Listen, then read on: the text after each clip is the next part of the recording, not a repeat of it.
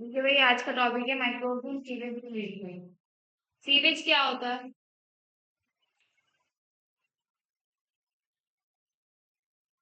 क्या होता है सीवेज? सुना है कभी नाम? फिर क्योंकि दोबारा नहीं यूज करेंगे। सीवेज होता है गंदा पानी, जैसे नालियों का हो गया या फिर नालों का हो गया, दैट इज सीवेज। जहां पर आपके घरों का, इंडस्ट्रीज वगैरह का क्या जा रहा है, वहां से वेस्ट जा रहा है in the form of water. तो ये एक तरीके से क्या हो गया, डर्टी वाटर। कैसा वाटर है यहाँ पर? Dirty water. ठीक है। तो इस डर्टी वाटर को कैसे हम ट्रीट कर कर क्या कर सकें, इससे कुछ फायदा हासिल कर सकें, या फिर कुछ अपने क्या कर सकें, पॉल्यूशन को रोक सकें। एक तरीके से भी कूड़ा करकट डाल देते हैं इसी में, है ना?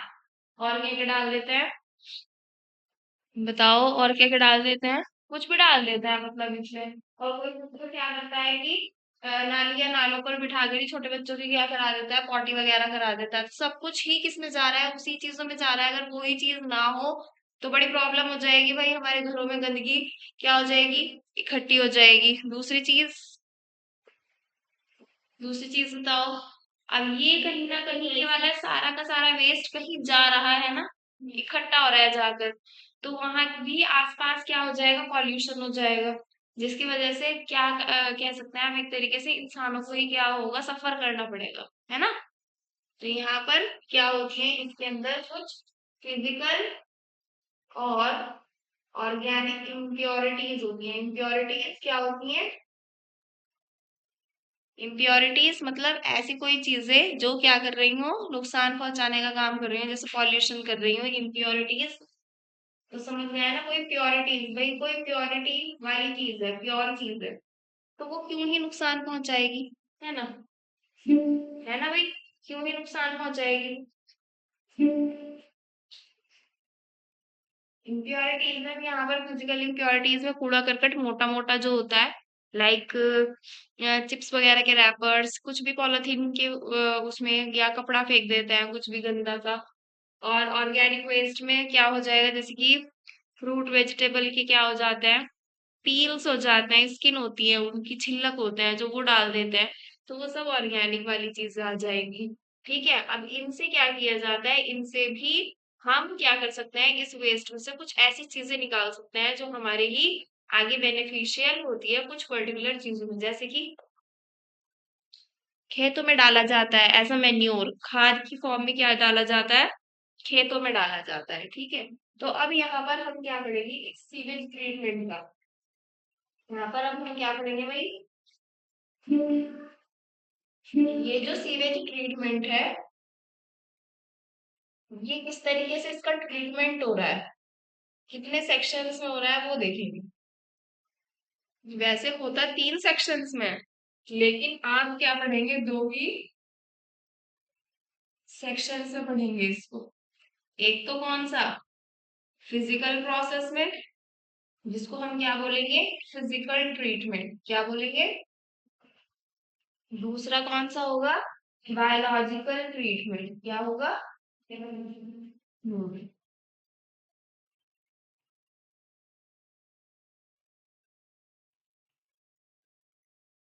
दूसरा क्या होगा आपका, बायोलॉजिकल ट्रीटमेंट। ठीक है। और तीसरा क्या होगा आपका, जिसमें फिजिकल ट्रीटमेंट भी आ जाएगा और बायोलॉजिकल ट्रीटमेंट भी आ जाएगा। ठीक है। ये होगा, हाँ से होगा।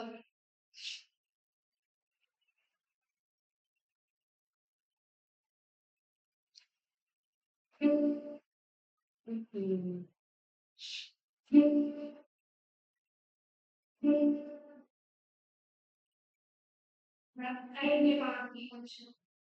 ये तो सेलेक्ट का है, ये मल्टी का है। मल्टी में क्या होगा? अच्छा, मल्टी में दिया हुआ है,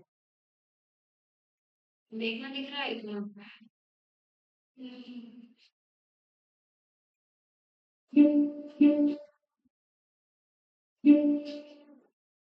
तीसरा कौन सा होगा फिर प्रोसेस, जिसमें फिजिकल भी आ जाएगा आपका और केमिकल भी आ जाएगा।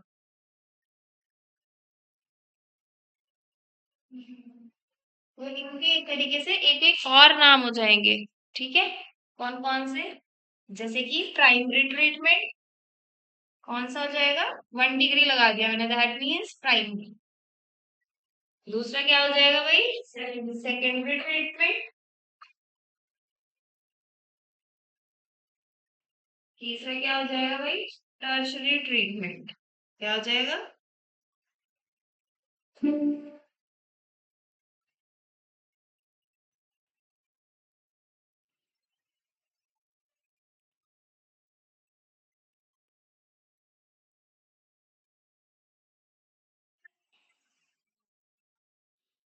ओके है भाई। देखो यहाँ पर कुछ हम क्या करेंगे, फिजिकली करेंगे। क्या करेंगे यहाँ पर हम? फिजिकल ट्रीटमेंट देंगे। बायोलॉजिकल ट्रीटमेंट लिखा हुआ है, दैट मीन्स कुछ बायो का यानी कि कुछ माइक्रो ऑर्गेनिज्म का यूज करेंगे। किसका यूज करेंगे? किसका यूज करेंगे यहाँ पर? सूक्ष्म जीव का यानी कि माइक्रोब्स का या फिर माइक्रो ऑर्गेनिज्म का यूज करेंगे। टर्शरी ट्रीटमेंट में फिजिकल और केमिकल बेसिस पर हम कुछ चीजें करते हैं, लेकिन ये हमारे सिलेबस पे नहीं है। हमें सिर्फ क्या करनी है, दो चीजें करनी है। कौन कौन सी? एक तो प्राइमरी वाली और एक सेकेंडरी वाली। ठीक है, तो प्राइमरी ट्रीटमेंट की हेडिंग डालेंगे।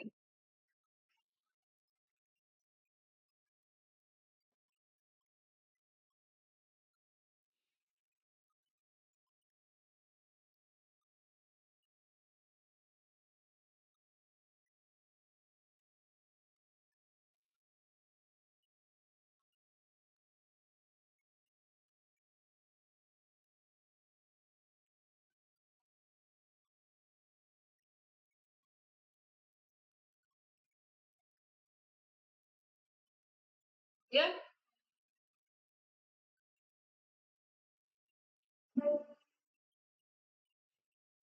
हेडिंग डालेंगे अब, दैट इज प्राइमरी ट्रीटमेंट। ठीक है, यहाँ पर भी अब आगे दो टाइप्स है। क्या है? एक तो होगा फिल्ट्रेशन। कैसा फिल्ट्रेशन होगा? सिक्वेशनल। सिक्वेंशनल। क्या होगा? सिक्वेंशनल फिल्ट्रेशन। दूसरा होगा आपका सेडिमेंटेशन। क्या होगा दूसरा? सेडिमेंटेशन। कुछ नजर आया इससे? समझ में आया कुछ हेडिंग से? बताओ। देखो यहाँ पर फिल्ट्रेशन कर रहे हैं। फिल्ट्रेशन में क्या करते हैं हम?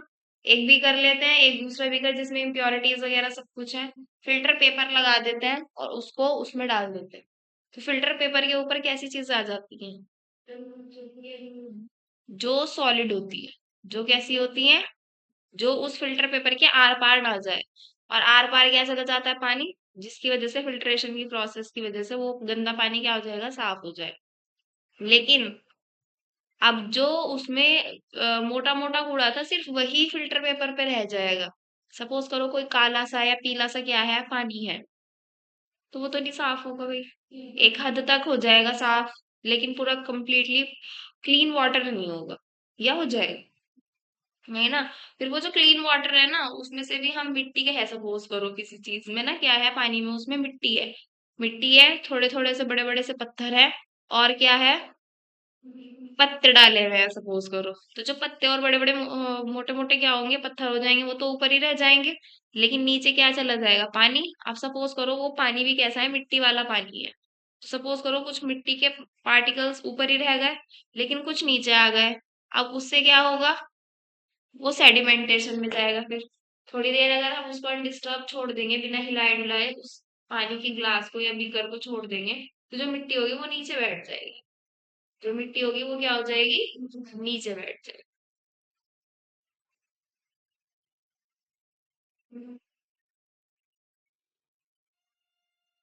तो सेक्वेंशनल फिल्ट्रेशन में जो भी मोटा मोटा कूड़ा होगा, जो भी क्या होगा?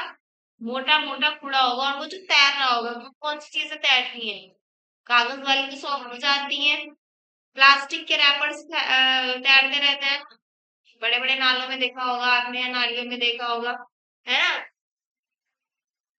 हाँ, पत्ते तैरते रहते हैं। और कपड़े तैरते रहते हैं, कोई अगर कपड़ा फेंक देता है, ठीक है, तो उसको बोलते हैं क्या? Floating debris. क्या बोलते हैं उसको? Floating debris. जो ऐसी चीजें तैरती हैं नालों में या फिर नालियों में, उसको क्या बोलते हैं? Floating debris. क्या बोलते हैं उसको? बस याद हो गया ये फ्लोटिंग डेब्रिस, 3-4 बार पढ़ लो बस यहीं पे, फ्लोटिंग डेब्रिस, फ्लोटिंग डेब्रिस। तो वो जो तैरने वाला कूड़ा करकट है, इसको क्या बोलते हैं? तैरने वाले कूड़े करकट को क्या बोलते हैं? Floating debris. क्लियर है इतना? अच्छे से क्लियर है? ठीक है। तो इस फ्लोटिंग डेब्रिस को हम क्या कर देते हैं? रिमूव कर देते।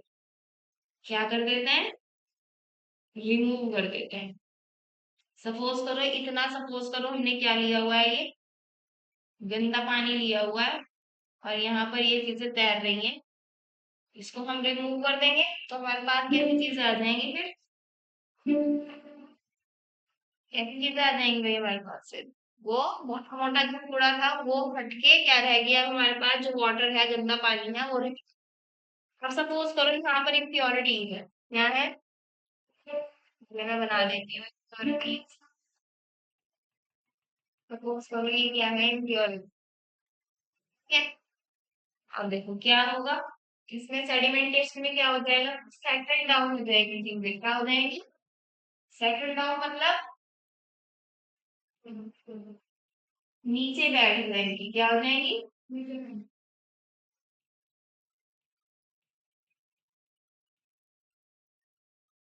जैसे ये है तो ये तो नीचे बैठ जाएगी और ऊपर क्या आ जाएगा फिर? हाँ, ऊपर आ जाएगा साफ पानी। सपोज करो इस साफ पानी को आप माइक्रोस्कोप में देखो, आपको कुछ कीड़े नजर आएंगे। तो वो कीड़े जो हैं वो कहाँ पर जाकर क्या होंगे? साफ होंगे दूसरे ट्रीटमेंट में। कि कौन से ट्रीटमेंट में? दूसरे ट्रीटमेंट में। यानी कि जो हमें नजर आ रही है चीजें, वो तो किस में हो जाएगा? प्राइमरी ट्रीटमेंट में हो जाएगा। क्या? साफ। रिमूव कर देंगे तो साफ ही हो जाएगा। और जो चीजें हमें नजर नहीं आएंगी अपनी आंखों से, लेकिन वो गंदगी वहां पर प्रेजेंट है, जर्म्स प्रेजेंट है। जर्म्स किसकी फॉर्म में प्रेजेंट होता है भाई? माइक्रो ऑर्गेनिज्म की फॉर्म में। जैसे हम चैप्टर पढ़ रहे हैं ये माइक्रोब्स वाला, तो उसको हम किस में करेंगे फिर? दूसरे ट्रीटमेंट में करेंगे। एक बार मैं रिकॉल कर दूं जरा, रही है। देखो आज हम कौन सा टॉपिक पढ़ रहे हैं? माइक्रोब में सीवेज ट्रीटमेंट। सीवेज क्या होता है? नाली या फिर नालों का पानी। अब उसमें से पानी ही होता है? नहीं ना, कूड़ा करकट भी तो होता है। तो ये डर्टी वाटर है। यहाँ पर फिजिकल यानी कि वो मोटा मोटा कूड़ा करकट भी मिलेगा, जो कि ऑर्गेनिक इम्प्योरिटीज भी कहा जाता है उसको। सीवेज ट्रीटमेंट को हमें 3 पार्ट्स में पढ़ना होता है: प्राइमरी ट्रीटमेंट, सेकेंडरी ट्रीटमेंट और टर्शियरी ट्रीटमेंट। आपके सिलेबस में सिर्फ प्राइमरी और सेकेंडरी पढ़ना है आपने। ठीक है। देख लूंगी मैं, टर्शियरी भी थोड़ा सा बता दूंगी, लेकिन ये दोनों ज्यादा इंपॉर्टेंट है। ठीक है। अब हम आगे आ जाते हैं। तो हम क्या पढ़ रहे थे यहाँ पर? कि जो प्राइमरी ट्रीटमेंट है उसके भी दो तरीके होंगे, दो टाइप्स होंगे। क्या होंगे? दो टाइप्स होंगे। पहला तो क्या है आपका? सिक्वेंशनल फिल्ट्रेशन। क्या है? हाँ। और दूसरा क्या है आपका? सेडिमेंटेशन। सिक्वेंशनल फिल्ट्रेशन में ये जो कूड़ा करकट तैरता हुआ होता है, इसको बोलते हैं फ्लोटिंग डेब्रिस। इसको हटा दिया जाता है। ठीक है। और यहाँ पर सेडिमेंटेशन में जो मिट्टी मिट्टी होती है गंदे पानी में, वो अगर मिट्टी है, ठीक है, तो वो नीचे बैठ जाएगी। तो थोड़ा सा और साफ पानी आ गया, लेकिन वो अभी बिल्कुल साफ नहीं है। वो सिर्फ हमारी आंखों का धोखा है कि हमें वो क्या दिख रहा है? साफ दिख रहा है। साफ वो कौन से ट्रीटमेंट में जाकर होगा? दूसरे वाले में, दैट इज सेकेंड। ठीक है जी। तो यहाँ से भी क्या निकाले जाते हैं? छोटे छोटे पेबल्स निकाले जाते हैं। छोटे छोटे पत्थरों को बोलते हैं हम पेबल्स। क्या बोलते हैं? तो जो जो मैं इस चैप्टर में वर्ड्स लिखूंगी, वही वहीं से ही आएगा क्वेश्चन। जैसे डेब्रिस हो गया, ये इसकी टर्म हो गई सिक्वेंशनल फिल्ट्रेशन, इनके अलावा नहीं आएंगे वर्ड्स। अब जैसे मैंने पेबल्स लिखा है, वहां पर स्टोन्स नहीं आएगा लिखा हुआ, पेबल्स आएगा। पेबल्स क्या होते हैं? छोटे छोटे से पत्थर, वो जो बजरी टाइप सी होती है ना, वो। ठीक है। पेबल्स क्या किए जाएंगे? रिमूव किए जाएंगे। और कैसे रिमूव किए जाते हैं उनको? सेटल डाउन करा।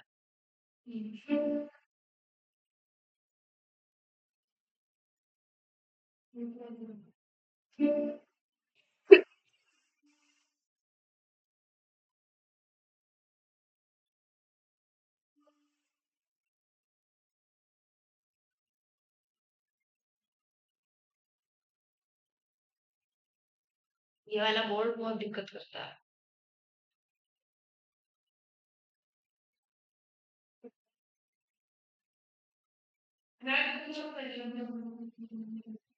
इसमें सेडिमेंटेशन में बताना है। दिख रहा है ना इतना तो? मैं तो नोट कर लिया वैसे भी। देखो अब यहाँ पर क्या लिखेंगे हम? ऑल सॉलिड्स, जितना भी सॉलिड मटेरियल होगा, all solids are settle down, are settle down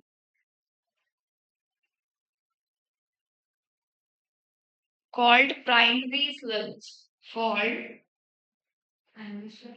primary sludge. अब ये क्या बन गया? ये वाला पानी। अब ये क्या बन गया? ये अब सीवेज वाटर नहीं बना। अब ये सीवेज वाटर का प्राइमरी स्लज पार्ट बन गया है। क्या बन गया है? Primary sludge. क्या होगा भाई ये? Primary sludge. अब यही प्राइमरी स्लज को हम किसमें लेकर जाएंगे? सेकेंडरी ट्रीटमेंट में। किसमें लेकर जाएंगे? सेकेंडरी। और यहाँ पर ये जो प्राइमरी स्लज पूरा का पूरा बना है, इसी को हम क्या बोलेंगे? प्राइमरी एफ्लुएंट बोलेंगे। क्या बोलेंगे? Primary effluent. क्या बोलेंगे हम इसको? Primary effluent. तो प्राइमरी स्लज क्या हुआ बताओ? ये हुआ है ग्रीन वाला पार्ट इज प्राइमरी स्लज। देखो भाई बच्चों, ध्यान से सुनो इधर। ये जो ग्रीन वाला नीचे बैठा है ना, स्मॉल पेबल्स, ठीक है? देखो मैंने लिखा है सॉलिड सेटल डाउन हुआ है। जो सॉलिड सेटल डाउन हुआ है यानी कि मिट्टी के वो छोटे छोटे से पत्थर या मिट्टी के छोटे छोटे से पार्टिकल्स, ठीक है, वो प्राइमरी स्लज है। और ये जो मैंने ग्रीन से बनाया ना यहाँ पर, इसको बोलेंगे हम, क्योंकि ये तो सॉलिड है भाई, ये प्राइमरी स्लज है, कंफ्यूज नहीं होना। और ये जो ऊपर पानी बचेगा इसको बोलेंगे प्राइमरी एफ्लुएंट। क्या बोलेंगे हम इसको? Primary effluent. लिख लेते हैं इसको भी। प्राइमरी एफ्लुएंट क्या है? जो वाटर ऑब्टेन हुआ है, water obtained from primary treatment. वही पूछा जा सकता है कि ये प्राइमरी स्लज क्या होगा, प्राइमरी एफ्लुएंट क्या होगा। ठीक है, समझ में आ रहा है? ऊपर को तो नहीं रहा।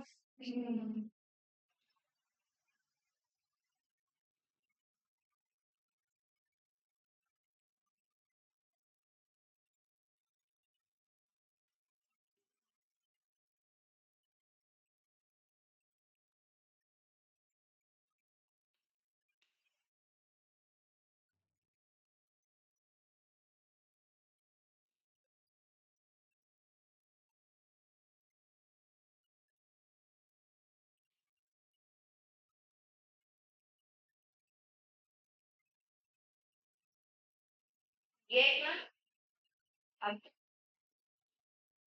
ये प्राइमरी एफ्लुएंट किसमें जाएगा? सेकेंडरी ट्रीटमेंट में। किसमें?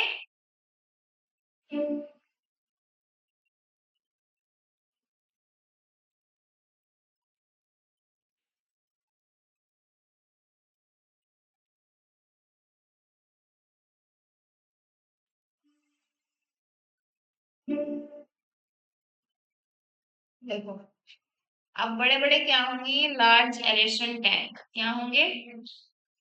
कभी किसी ने कोई वो देखी है वीडियो ऐसी जिसमें बड़े बड़े बर्तन होते हैं और उसमें खाना बनता रहता है, फैक्ट्रीज वगैरह? तो ऐसे ही इतने ही बड़े बड़े, बल्कि उससे भी बड़े बड़े क्या होते हैं? लार्ज एरेशन टैंक होता है। एरेशन का मतलब हवादार। क्या होंगे? हवादार बढ़िया से टैंक होंगे, बड़े बड़े। ठीक है, हवादार क्यों बोला है हमने उसको? क्योंकि उसमें से हवा आर पार हो रही है। हर पार, आर पार इन द सेंस कि हवा जा रही है उसके अंदर, वो पूरा कवर्ड नहीं है, पूरा ढका हुआ नहीं है। अब यहाँ पर उसमें क्या डाला जाएगा भाई? बताओ, प्राइमरी स्लज डाला जाएगा या प्राइमरी एफ्लुएंट डाला जाएगा? प्राइमरी एफ्लुएंट डाला जाएगा, पानी है ना ये लिक्विड वाला पार्ट डाला जाएगा उसको। तो प्राइमरी स्लज को हमने अभी अलग रख लिया है। क्या रख लिया है? अलग रख लिया है, ठीक है। लार्ज एरेशन टैंक में क्या डाला जाएगा? Primary effluent. तो लिखेंगे यहाँ पर primary effluent is passed into large aeration tank। ठीक है, ठीक है भाई।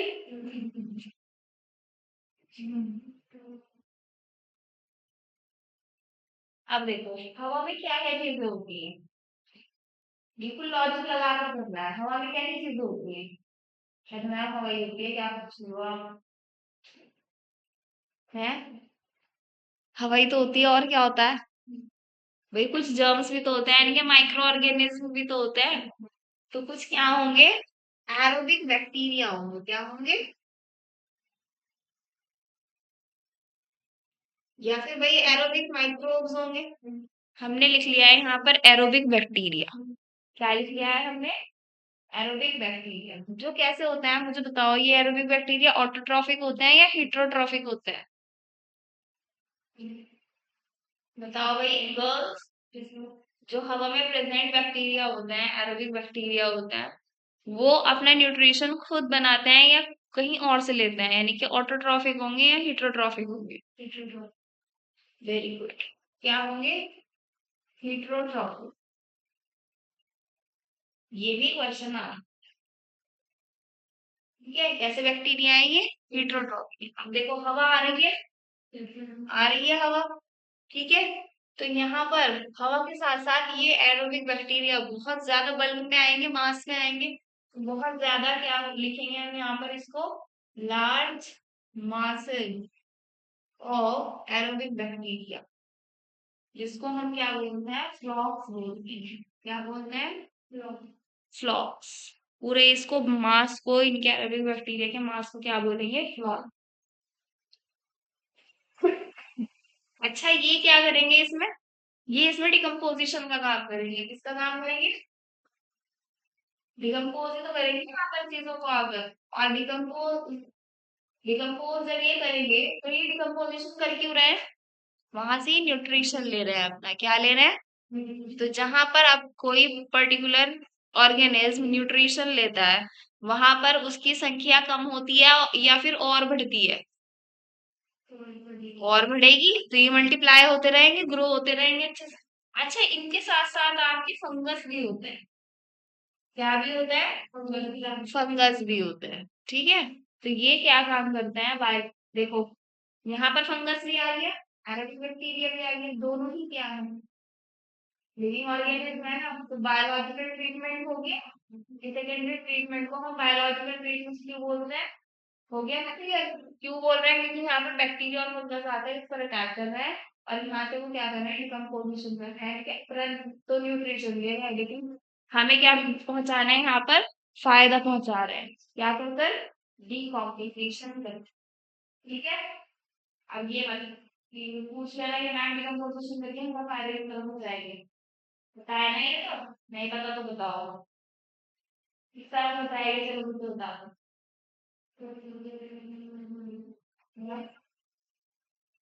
जब कोई डिकम्पोजिशन कहीं पर होता है तो वहां पर क्या हो जाती है? मॉलिक्यूल रिड्यूस होगा कि ज्यादा होगा? तो रिड्यूस होगा तो वो हमें बेनिफिट देगा कि नहीं देगा? यहाँ पर भाई डिकम्पोजिशन होगा। हम्म हम्म डिकम्पोजिशन से क्या हो जाएगा? मॉलिक्यूल कम हो जाएगा। ओके। और देखो जब किसका डिकम्पोजिशन होता है तो जितना पर्टिकुलर सपोज करो इतना पार्ट होगा वो इतने जगह में रहेगा, ठीक है। क्योंकि उसको इसमें से कुछ पार्ट को कौन खा लेगा? बैक्टीरिया खा लेगी। आया कि ना? तो भाई क्यों लेट आए इतना? दूर से आई हो? आप कौन स्टूडेंट हो? अच्छा, यहाँ पर किसकी क्लास चल रही है? हाँ भाई क्यों आए हो इतना लेट? शहर में घूम गया? अच्छा, पता नहीं है तुम्हें? फोन कर लेते हो।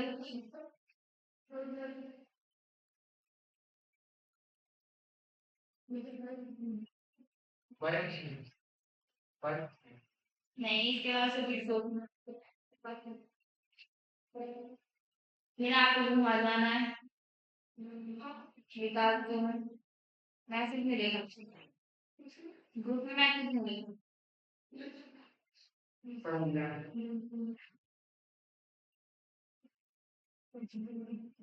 चलो इतना करें।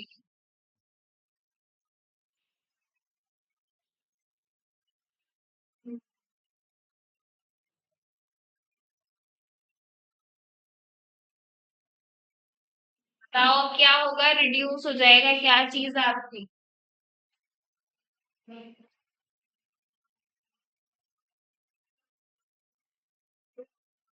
which reduces pollution, which reduces pollution। Pollution की अगर हम ना कहें तो क्या कह सकते हैं? ऑर्गेनिक इम्प्योरिटीज, क्या बोल सकते हैं भाई? वैसे तो पॉल्यूशन ठीक है, लेकिन जो आएगा आपको लिख लो, ब्रैकेट में लिख लो, ऑर्गेनिक इम्प्योरिटीज।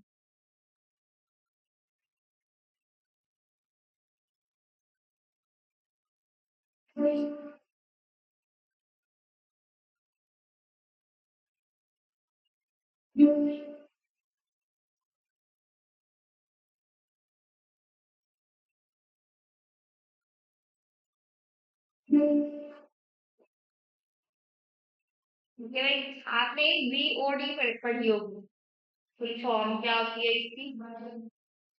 Very good. तो ये देखो, जहां ये रिड्यूस होगा वहीं पर क्या भी हो जाएगा? बीओडी भी रिड्यूस हो जाएगा। क्या भी रिड्यूस हो जाएगा? And what is BOD?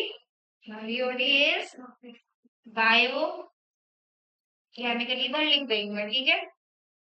Oxygen demand. Oxygen की डिमांड क्यों होगी?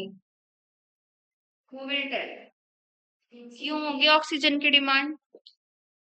ऑक्सीजन की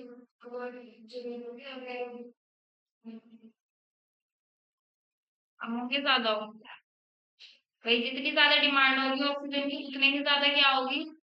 एरोबिक बैक्टीरिया होगा, उतना ही ज्यादा क्या होगा? डिकम्पोजिशन होगा, जिसकी वजह से क्या हो जाएगा? ऑर्गेनिक इम्प्योरिटीज रिड्यूस हो जाएंगी और बीओडी भी क्या हो जाएगी? रिड्यूस हो जाएगी। ठीक है?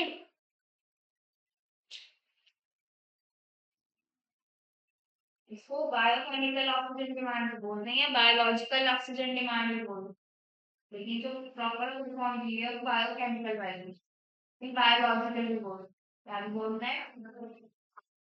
ठीक है? अब यहाँ पर इसकी डेफिनेशन लिखवानी है मुझे, बीओडी। इतना हो गया, बढ़ना है आगे।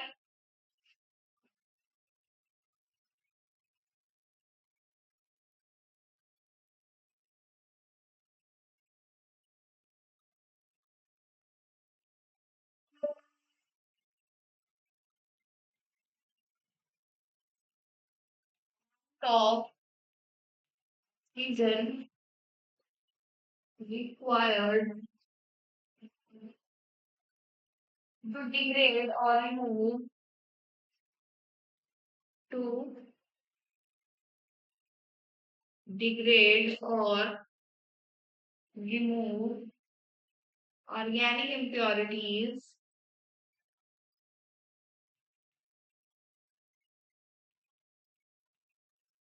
organic impurities from 1 liter water, from 1 liter of water by aerobic bacteria is called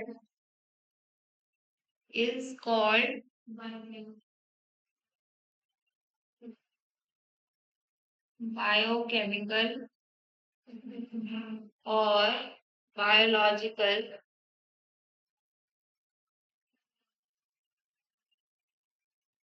reason demand।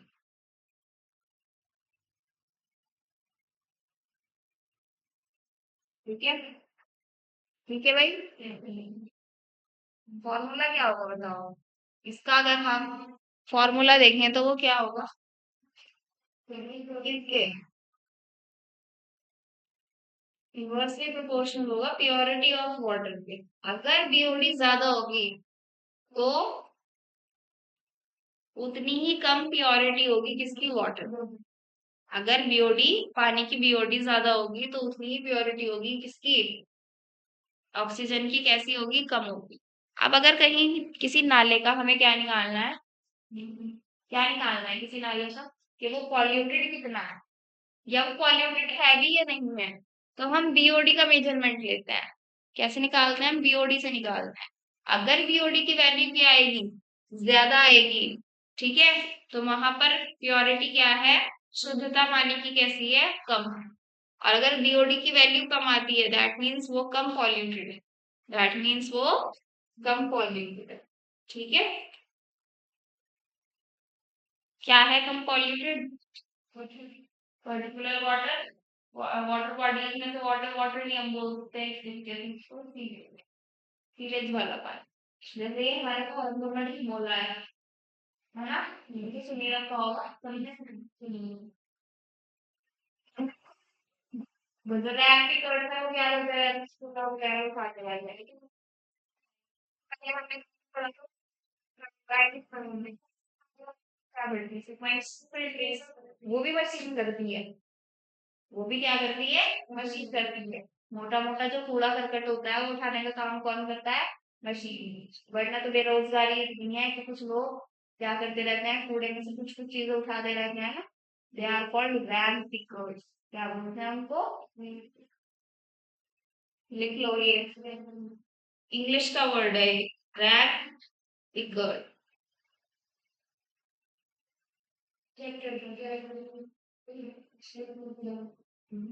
English है ना,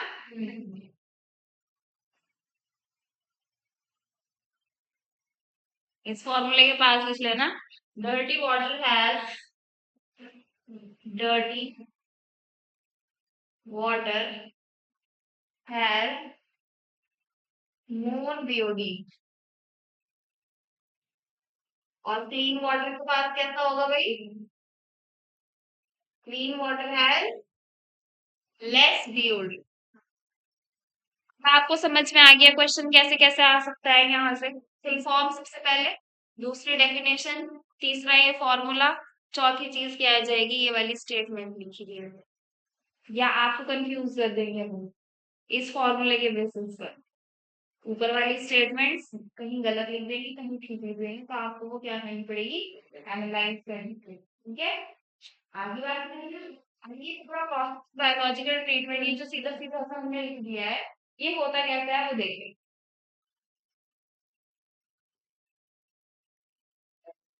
यहाँ पर आप बनाएंगे हमें डायग्राम, ये जब हो जाए तो बता देना।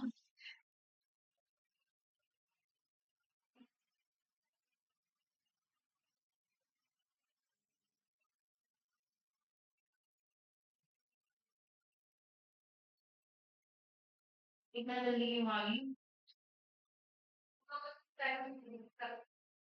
हाँ, तो आज तो कहीं और चलेगी फिर आज बताना।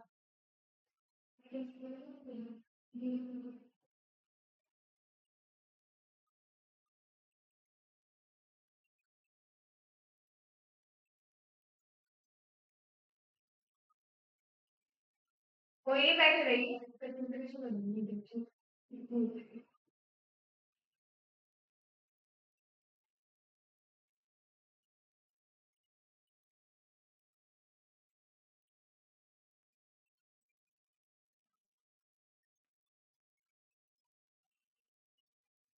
चलो भाई डायग्राम बनाएंगे एक बड़ा सा।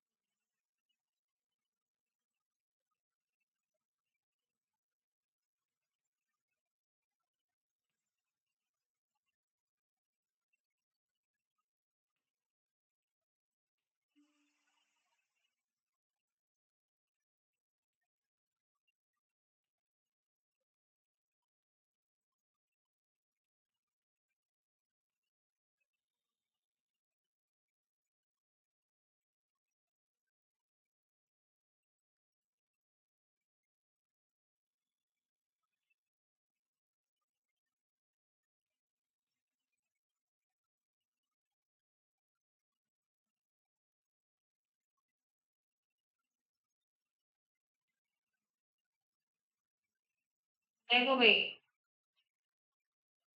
ये हमारा एरेशन टैंक है, ये हमारा सेटलिंग टैंक है। चीजें मुझे इस तरह बनानी चाहिए थी लेकिन मैंने ऐसे बनाई। ध्यान से सुनना। जब हम क्या करेंगे, प्राइमरी ट्रीटमेंट करेंगे, वो तो मोटा मोटा कूड़ा हटा दिया सबसे पहले सिक्वेंशनल फिल्ट्रेशन में। दूसरी चीज में हमने क्या किया, सेडिमेंटेशन किया। सेडिमेंटेशन में ये पिंक कलर से मैंने आपको बता दिए, ये सेडिमेंट्स है सब। क्या है? सेडिमेंट में जो बीकर में क्या बैठ गए हैं, बीकर में तो नहीं कह सकते हम, बड़े बड़े टैंक्स में नीचे बैठ चुके हैं। क्या बैठ चुके हैं? बड़े बड़े टैंक्स में नीचे बैठ चुके हैं। इन्हीं को हम क्या बोल रहे थे, सॉलिड्स बोल रहे थे। और वहां पर क्या बोल रहे थे, प्राइमरी स्लज। क्या बोल रहे थे? तो ये प्राइमरी स्लज ही एक्टिवेटेड स्लज होता है। ये प्राइमरी स्लज ही क्या होता है, एक्टिवेटेड स्लज। ठीक है। अब दूसरी चीज, जब हम इसको एरेशन टैंक में क्या करेंगे, क्या करेंगे, हम इसको एरेशन टैंक में डालेंगे। किसको डालें? क्या हम इसको प्राइमरी स्लज को एरेशन टैंक में डालेंगे? थोड़ा डालेंगे, पूरा डालेंगे? थोड़ा डालेंगे। क्या डालेंगे? थोड़ा। अ पार्ट ऑफ डालेंगे एक्टिवेटेड स्लज। क्या करेंगे? A part of activated sludge डालेंगे। ठीक है, तो हमने यहाँ पर थोड़ा सा पार्ट डाल दिया। सपोज करो ये कितना है, 10 ग्राम्स है, तो इसमें से हमने सपोज करो 2 या 3 ग्राम्स डाल दिए। ठीक है। वैसे ही लिया है हमने, इतना कम होगा नहीं जबकि। ठीक है। तो बचा हुआ किसमें, देखो ये ट्रांसपोर्ट कर दिया हमने एडिशन टैंक में। बचा हुआ ये जो क्या है आपका, जो रिमेनिंग रह जाएगा वो एज ए इनोक्यूलम यूज होगा फिर बाद। इनोक्यूलम क्या था, याद करो पिछले वाले लेक्चर में कर्ड में बताया था ना, इनोक्यूलम जमावन। मम्मी ये क्या करती हैं हमारी, दही में से थोड़ा सा पार्ट रख लेती है ना, ताकि वो दोबारा से क्या कर सके, दही को जमा सके। तो ऐसे ही दोबारा से हम क्या कर सके, एक्टिवेटेड स्लज को क्या कर सकते हैं, एज ए इनोकुलम यूज करते हैं बाद में, ताकि हमारे एरेशन टैंक में एरोबिक बैक्टीरिया अच्छे से फल फूल सके। आगे बात समझ लो। और इसी एक्टिवेटेड स्लज में हमने क्यों किया है इसको इनोकुलम की तरह यूज, क्योंकि इसी के अंदर बैक्टीरिया और फंगस होती है। क्योंकि इसी के अंदर क्या होती है, ज्यादा क्या होती है, बैक्टीरिया फंगस, बैक्टीरिया ज्यादा क्या होता है, आ रहा है समझ में या नहीं आ रहा? थोड़ी दिक्कत तो हो रही होगी आज, चेंज हो गई क्लास आप, काफी दूर पड़ रहा है। हाँ देखो, अब यहाँ पर जो बाकी का बचा बचा रह जाएगा, थोड़ा सा तो एक्टिवेटेड स्लज हमने इधर दे दिया, बचा हुआ का क्या यूज होगा, देखो जो रिमेनिंग पार्ट होगा, rest of the activated sludge, activated sludge को मैं एएस लिख दूं, कोई प्रॉब्लम तो नहीं है भाई? ये एक्टिवेटेड स्लज को मैंने क्या लिख दिया, एयर। ठीक है, तो rest of the activated sludge कहाँ पर ट्रांसपोर्ट हो जाएगा, दूसरे टैंक में, किसमें, हाँ दूसरे सेकंड टैंक में होगा, हो जाएगा, और जिसको हम क्या बोलेंगे, इसके लिए वहां पर सेकंड टैंक कौन सा होगा, अब इसी चीज के लिए सेकंड टैंक नहीं होगा, एनारोबिक स्लज के लिए यूज होगा वो। ठीक है, किसके लिए यूज होगा, एनारोबिक स्लज के लिए, और उसी को बोलते हैं एनारोबिक स्लज डाइजेस्टर्स। टैंक्स का नाम लिख रही हूँ यहाँ पर, क्या लिख रही हूँ, सेकंड टैंक का नाम क्या है, सेकंड टैंक का नाम एनारोबिक स्लज डाइजेस्टर, यानी कि एनारोबिक मतलब जहां पर एरोबिक बैक्टीरिया अब नहीं है, अब कौन से बैक्टीरिया है वहां पर, एनारोबिक बैक्टीरिया है, तो वहां पर इसको एक्टिवेटेड स्लज को क्या कर सके, जो भी एनारोबिक वाली चीजें होंगी वो एनारोबिक स्लज डाइजेस्टर्स में डाली जाएगी, यानी कि बिल्कुल इसमें हवा नहीं जाएगी, मतलब कैसे वाले में, जिसमें हवा बिल्कुल नहीं जाएगी, जो बिल्कुल क्या होगा, कवर अप होगा, अब उसमें रेस्ट ऑफ द बचा हुआ एक्टिवेटेड स्लज हम उसमें डालकर एक साइड में रख देंगे, तो वो दूसरे टैंक का नाम क्या है, एक्टिव सॉरी ये एनारोबिक स्लज डाइजेस्टर्स। इतना आया समझ, इतना आया समझ भाई, और बच्चे आने शुरू हो गए। अब देखो यहाँ पर ऊपर हुआ, ऊपर बचा हुआ पानी कैसा बिहेव कर रहा है, सेकेंडरी फ्लूइड एफ्लुएंट की तरह, किसकी तरह, सेकेंडरी एफ्लुएंट में सपोज करो ये सब चीजें हो गई, तो वो तो अब नुकसान देने वाला पानी बनेगा या नुकसान ना देने वाला पानी बनेगा, नुकसान ना देने वाला पानी बनेगा, इसलिए हम इसको कहाँ पर शिफ्ट कर देंगे, रिवर बॉडीज में हम इसको क्या कर देंगे, या वाटर बॉडीज में शिफ्ट कर देंगे। ठीक है, अब ये उस रिवर बॉडीज को क्या नहीं देगा, नुकसान नहीं देगा। ठीक है, और हम इसको कैसे यूज कर सकते हैं, फॉर ह्यूमन के लिए भी हम इसको यूज कर सकते हैं एज अ बताओ, मैन्योर, एज अ, देखो जो भी सॉरी, ये एज अ मैन्योर तो दूसरी चीज होगी, ह्यूमन्स के लिए जो यूज किया जाएगा वो दूसरी चीजों के लिए ये पानी यूज किया जाएगा, जैसे जैसे बताओ, ह्यूमन क्या क्या करते हैं, नहाते हैं धोते हैं, ठीक है, कपड़े धोते हैं, और बर्तन धोते हैं, तुमने देखा होगा, कचरा के घर के आसपास वाली चीजों में क्या करते हैं लोग ना, ये गंदे कपड़े ले जाते हैं और धो देते हैं, है ना, तो ह्यूमन कंजप्शन के लिए ये फिर जो वाटर वहां पर रिवर बॉडी चला गया है ना, अब ह्यूमन जहाँ पर मैंने लिखा है वो उसके कामों में यूज होगा। हाँ भाई क्यों है कि ये तो शहर वालों, तो एम्स वाले जिनने मैसेज करना कर दिया, पैदल है तुम्हारे पैदल, इतना तो बोल रही है,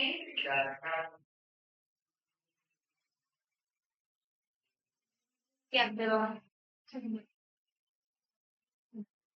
सीधे ट्रीटमेंट पड़ रहा है वही करना, गलत खाए के बाद में क्या, सीधे ट्रीटमेंट, गंदे नाली नालियों का ट्रीटमेंट चल रहा है।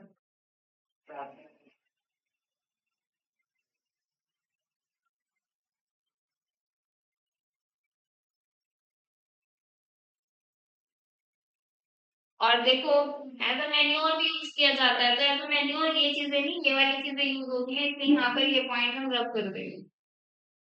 ठीक है, मुझसे लिखा गया है। अब देखो ये वाला जो अब इसमें चीज चली गई है, अब इसमें जो चीजें चली गई है कौन सी, सेकेंडरी एफ्लुएंट वाली, इसके बाद अब ये किसमें एंटर कर जाता है, टर्शरी ट्रीटमेंट में। किसमें, टर्शरी ट्रीटमेंट में। और ज्यादा अच्छे से यूज हो जाए ये वाला पानी, उसके लिए हम टर्शरी ट्रीटमेंट का यूज करते हैं। टर्शरी ट्रीटमेंट वैसे आपके सिलेबस में नहीं है, लेकिन अभी मैंने फ्लो चार्ट बताया था स्टार्टिंग में, उसमें मैंने क्या लिखा था कि भाई कुछ फिजिकल प्रोसेस होगा इसमें और कुछ क्या होगा, केमिकल प्रोसेस होगा। तो इसके भी आगे टू टाइप्स हैं, एक तो आपका फिजिकल प्रोसेस वाला और दूसरा आपका केमिकल प्रोसेस वाला। फिजिकल प्रोसेस में ऑस्मोसिस होगा भाई, क्या होगा, ऑस्मोसिस से क्या होगा, रिवर्स ऑस्मोसिस होगा। क्या होगा, रिवर्स ऑस्मोसिस से होकर क्या होगा भाई, ये और ज्यादा ये क्या बन जाएगा, पॉल्यूटेड फ्री वाटर बन जाएगा। हाँ, क्वालिटी बढ़ जाएगी। और क्या कर सकते हैं, यूवी रेज दे सकते हैं इस पानी को, हम क्या दे सकते हैं भाई, यूवी रेज। इन सब चीजों से क्या हो जाएगा, ये और ज्यादा यूज करने लायक पानी बन जाएगा। तो नालियों का पानी, नालों का पानी से हम क्या करना है, ट्रीटमेंट प्रोवाइड करनी। पहले प्राइमरी ट्रीटमेंट प्रोवाइड किया, फिर सेकेंडरी ट्रीटमेंट प्रोवाइड किया, अब टर्शरी ट्रीटमेंट प्रोवाइड करके ह्यूमन कंजप्शन के लिए क्या कर रहे हैं, हम इसको बेनिफिशियल बना रहे हैं, या फिर कह सकते हैं यूजेबल बना रहे हैं। अब इस पानी को पीने मतलब ऐड करना, इस पानी को पीना नहीं है, इसको बहुत ज्यादा पीते हैं पानी।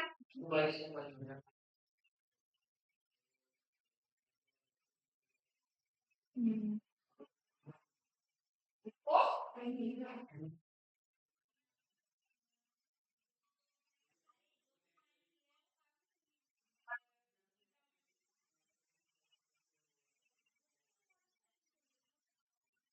वही मिट्टी के अंदर जो बहुत सारे चीजें होंगे ना,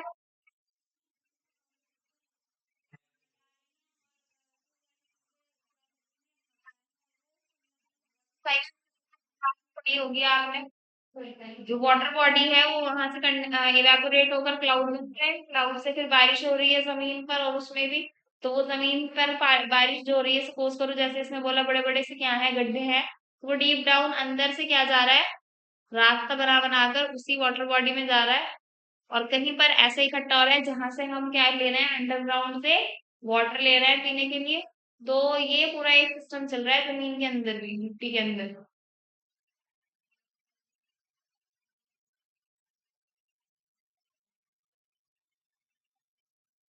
आगे बात समझे, केमिकल प्रोसेस में क्या करेंगे, आपने देखा होगा कभी कभी जो टंकियों में पानी आता है उसमें वो, अगर आप कांची ग्लास में उसको पानी को लो, या स्टील के में भी ले लो, किसी भी चीज में वाइट वाइट सा पानी होता है, देखा है कभी, वाइट वाइट सा पानी। क्यों होता है वो, क्योंकि उसमें क्लोरीन डाला जाता है। क्या डाला जाता है, क्लोरीनेशन होता है उसमें। क्या होता है, क्लोरीनेशन। क्या होता है भाई उसमें, क्लोरीनेशन। क्लोरीनेशन में क्या डाला जाता है, क्लोरीन की टैबलेट्स डाली जाती हैं, ताकि ताकि उस वाटर बॉडी में क्या हो जाए भाई, जर्म है वो मर जाए। और इस तरीके से मरे कि वो अगर पानी कंज्यूम भी कर रहे हैं, कि पानी को उसको पी भी रहे हैं, तो भी क्या हो ना हो, नुकसान ना हो किसको, ह्यूमन।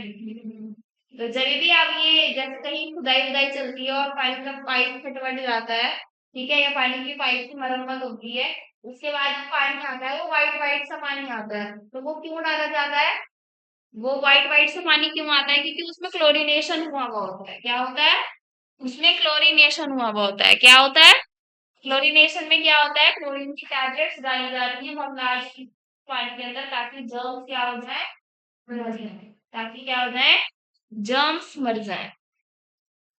फिर एक भाई ओजोन ट्रीटमेंट भी दिया जाता है, एक क्या भी दिया जाता है, ओजोन ट्रीटमेंट भी दिया जाता है। क्या दिया जाता है, ओजोन ट्रीटमेंट। तो देखो क्लोरीन और ओजोन वाला जो ट्रीटमेंट है वो केमिकल में आएगा, टर्शरी वाले में। और रिवर्स ऑस्मोसिस और यूवी रेज जो है वो फिजिकल में है। वैसे आपका tertiary treatment is not in the syllabus, लेकिन आपको पता होना चाहिए। ठीक है, आगे बात समझ में? तो ये तो क्या चल रहा था, प्राइमरी ट्रीटमेंट। ये सेकेंडरी ट्रीटमेंट स्टार्ट होकर ये सेकेंडरी ट्रीटमेंट से सेकेंडरी बना है, ये कहाँ पर चला गया, टर्शरी में। तो आपका मोटा मोटा सा क्या हो गया है, पूरा का पूरा सीवेज ट्रीटमेंट कंप्लीट हो गया है। ठीक है भाई? हाँ भाई, इसका कुछ किया, उसका क्या हो, दोबारा बता।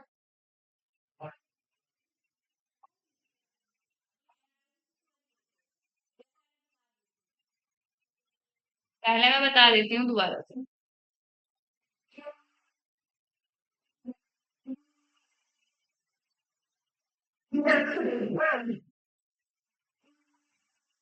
देखो भाई, आप बिल्कुल कोई नहीं बोलेगा, स्पेशली ये जो बाद में बच्चे आए हैं उन्हीं की वजह से रिपीट हो रहा है।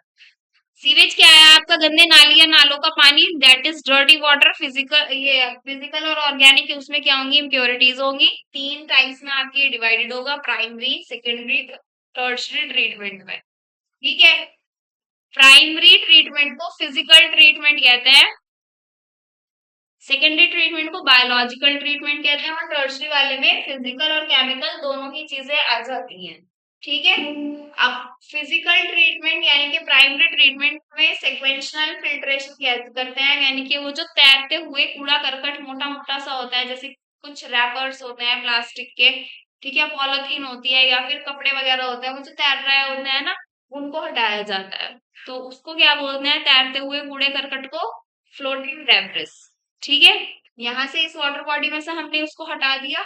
अब सेडिमेंटेशन में क्या होगा, जो मिट्टी होगी या छोटे छोटे पत्थर होंगे वो नीचे बैठ जाएंगे। वो क्या हो जाएंगे, नीचे बैठ जाएंगे। तो यहाँ पर स्मॉल पेबल्स को क्या कर दिया जाता है, सेटल डाउन करके रिमूव कर दिया जाता है। और ये जो मैंने ग्रीन ग्रीन से बना रखे हैं, ये सपोज करो छोटे छोटे से पत्थर है, बजरी टाइप है। ठीक है? इसको बोलेंगे हम प्राइमरी स्लज। क्या बोलेंगे इसको, प्राइमरी स्लज। क्यों बोलेंगे, क्योंकि ये सॉलिड्स हैं जो नीचे बैठ चुके हैं, सेटल डाउन हो चुके हैं। ठीक है? अब ये जो पानी ऊपर बना हुआ है, इसको बोलेंगे हम प्राइमरी एफ्लुएंट। क्या बोलेंगे, जो जो वर्ड यहाँ पर लिखा हुआ है वही बहुत इंपॉर्टेंट है, आपको वही चीजें लिखी हुई मिलेंगी, उसी से पहचानना है। तो प्राइमरी एफ्लुएंट क्या है, ये बचा हुआ पानी, ऊपर आया हुआ पानी, किसके प्रोसेस के थ्रू, सेडिमेंटेशन प्रोसेस के थ्रू, जो कि यहाँ पर वाटर ऑब्टेन हुआ है फ्रॉम, ये भी मैंने गलत ही लिख दिया है एक तरीके से। देखो, प्राइमरी ट्रीटमेंट तो ये चल रहा है ना, प्राइमरी ट्रीटमेंट तो ये चल रहा है, तो यहाँ पर आफ्टर लिखेंगे, आफ्टर प्राइमरी ट्रीटमेंट या आफ्टर फिजिकल ट्रीटमेंट। तो पूरा यहीं पर तो जाकर हो रहा है क्या, आफ्टर कर लो बस, इसको क्या कर लो।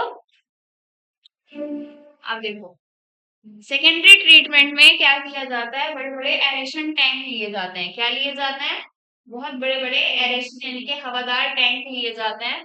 उनमें क्या किया जाता है, हवा को पास कराया जाता है, ऐसे छोड़ दो पूरे टैंक को। उसमें क्या डाला हुआ है आपने, वही चीजें डाली हुई है, प्राइमरी एफ्लुएंट वाली सब चीजें। तो इससे क्या होगा, एरोबिक बैक्टीरिया आएगा यहाँ पर। क्या आएगा, एरोबिक बैक्टीरिया। भाई वो जो प्राइमरी एफ्लुएंट था वो आपने लार्ज एरेशन टैंक में पास ऑन कर दिया, वही चीज यहाँ पर लिखी हुई है।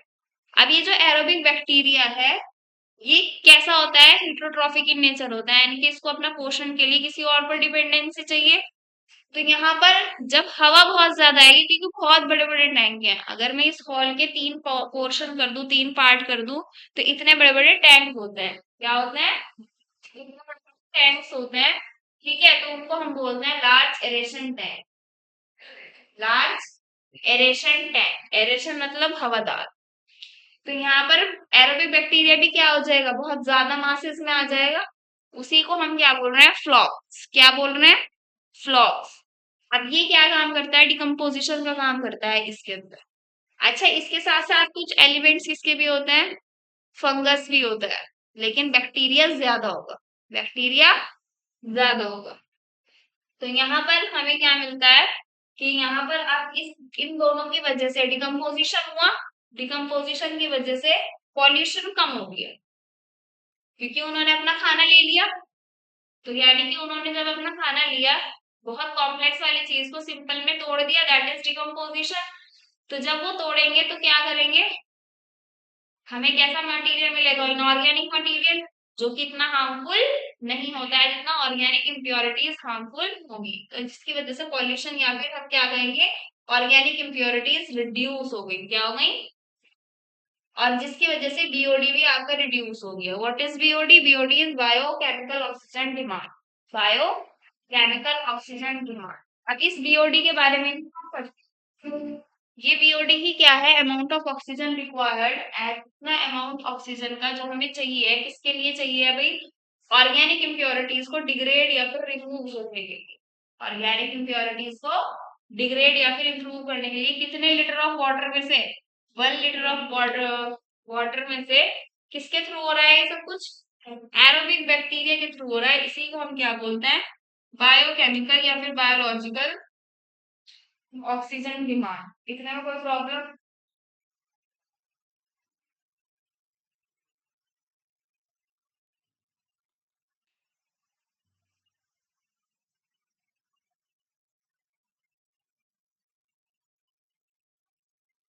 अब देखो यहाँ पर एक फॉर्मूला आ जाता है, क्या जाता है कि बीओडी जो है वो इनवर्सली प्रोपोर्शनल है प्योरिटी ऑफ वाटर के, इसके प्योरिटी ऑफ वाटर की। अगर बीओडी की वैल्यू ज्यादा आती है, दैट मीन्स उस पर्टिकुलर वाटर बॉडी में, या फिर वाटर बॉडी नहीं हम बोल सकते हैं, सीवेज वाटर में क्या है, अगर बीओडी की वैल्यू ज्यादा आएगी तो वहां इम्प्योरिटी है, फिर प्योरिटी ऑफ वाटर कम है। ठीक है, अगर ये ज्यादा है तो ये कम है, अगर ये कम है तो ये ज्यादा है। तो कौन सी अच्छी मानी जाएगी भाई? बीओडी की जो वैल्यू कम आएगी वो क्लीन वाटर की मानी जाएगी, और अगर बीओडी की वैल्यू ज्यादा आ रही है तो वो डर्टी वाटर माना जा रहा है, यानी कि वो ज्यादा पॉल्यूटेड है। आगे बात समझ में आई? और देखो ये जो रैग पिकर्स लिखा है ना मैंने, ये वर्ड लिखा है एक इंग्लिश का। कौन होते हैं रैग पिकर्स? कूड़ा करकट उठाने वाले। हाँ, अब देखो पूरा का पूरा एक डायग्रामेटिक व्यू में देखेंगे हम। सेटलिंग टाइम था, उसमें हमने क्या कर रहे थे सेडिमेंटेशन में भाई? जो छोटे छोटे पत्थर थे, ठीक है, या फिर सॉइल के पार्टिकल्स थे, वो नीचे बिठा रहे थे, तो पिंक से मैंने वो पार्टिकल्स दिखा दिया आपको। इसी को हम क्या बोलेंगे? Activated sludge. वहां हम क्या बोल रहे थे? Primary sludge. That means primary sludge को ही हम एक्टिवेटेड स्लज भी बोलते हैं। फिर इसको हमने इसमें पास कराया, यानी कि एरेशन टैंक में पास कराया। किसको? इस प्राइमरी एफ्लुएंट को कराया कि नहीं कराया? और एक्टिवेटेड स्लज का भी थोड़ा सा पार्ट यहाँ पर दे देंगे, वो लिखा हुआ है यहाँ पर। Part of activated sludge is transported to aeration tank to be used as inoculum. किस तरीके से यूज किया जाए? वो इनोकुलम की तरह यूज किया जाए। बताओ जरा, इनोकुलम कहाँ बताया था बॉयज? दही वाले पोर्शन में बताया था भाई। जब दही जमाते हैं दोबारा से, तो दही में से ही थोड़ा सा पार्ट निकाल लेती है ना मम्मी हमारी। हाँ, तो वो इनोक्यूलर हम क्या करना है, ताकि हम दोबारा जब सीवेज ट्रीटमेंट यूज करें पूरा का पूरा अच्छे से, तो बहुत अच्छे तरीके से क्या हो सके, वहां पर एरोबिक बैक्टीरिया की तादाद बढ़ी हुई हो जाए और कम समय में हो जाए। तो इस एक्टिवेटेड स्लज में क्या क्या है भाई? बैक्टीरिया और फंगस ही तो है। आ रही है बात समझ में? इसीलिए इसको एज ए इनोकुलम यूज किया है। इतनी बात क्लियर है? अब यहाँ पर जो सेकेंडरी एफ्लुएंट बनेगा सेकेंडरी ट्रीटमेंट के बाद, वो वाटर बॉडीज में दे दिया जाएगा। ह्यूमंस के लिए वो दे दिया जाएगा। ह्यूमंस खाली पानी तो नहीं पीता है, पानी पीने के अलावा भी तो और बहुत काम होता है ना पानी से ही। तो उसके लिए हम टर्शरी ट्रीटमेंट करते हैं। टर्शरी ट्रीटमेंट आपको एनसीईआरटी बुक्स में शायद नहीं दिया हुआ है, मैं बता रही हूँ, पता होना चाहिए, वैसे उतना ही काफी है। टर्शरी ट्रीटमेंट में फिजिकल ट्रीटमेंट और केमिकल ट्रीटमेंट आता है। ठीक है, फिजिकल में रिवर्स ऑस्मोसिस यूज होगा, किस तरह होगा, क्या होगा, ये कुछ नहीं जानना है बस। ठीक है, ऑस्मोसिस सबने पढ़ रखा है, डिफ्यूजन ऑस्मोसिस, उसी ऑस्मोसिस का reverse osmosis is called RO. UV rays डाली जाएंगी ताकि वो क्या हो सके, और ज्यादा पॉल्यूटेड फ्री हो सके। केमिकल प्रोसेस में क्लोरीनेशन यानी तो क्लोरीन की टैबलेट्स डाली जाती हैं, तो क्लोरीन प्रोवाइड करेंगे और ओजोन ट्रीटमेंट देंगे ताकि वो क्या हो जाए, पॉल्यूटेड फ्री हो जाए। यहाँ पर एक चीज और लिखी हुई है कि rest of the activated sludge, थोड़ा पार्ट तो इसमें चला गया, जो बचा हुआ पार्ट है एक्टिवेटेड स्लज का, ये एएस क्या है? एक्टिवेटेड स्लज, वो एनारोबिक स्लज डाइजेस्टर्स में डालेंगे। तो सिर्फ हवादार टैंक यूज के करके नहीं काम चलेगा। अब हमें बिल्कुल कवर वाला भी क्या चाहिए, एक टैंक चाहिए। इसके लिए एनारोबिक स्लज डाइजेस्टर के लिए, ताकि वो हम एक्टिवेटेड स्लज वहां पर इकट्ठा कर सके। तो अब एनारोबिक स्लज डाइजेस्टर्स की बात करेंगे, किसकी बात करेंगे?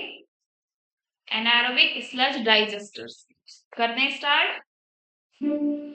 सपोज करो ये क्या है? एनारोबिक स्लज डाइजेस्टर्स है। हमने तो एक बनाया तो डाइजेस्टर लिख लिया, है ना? डाइजेस्टर लिख लें। अब देखो इसमें बहुत सारे बैक्टीरिया हैं, ये कवर अप है बिल्कुल। तो बहुत सारे बैक्टीरिया हम डाइट से बना दें।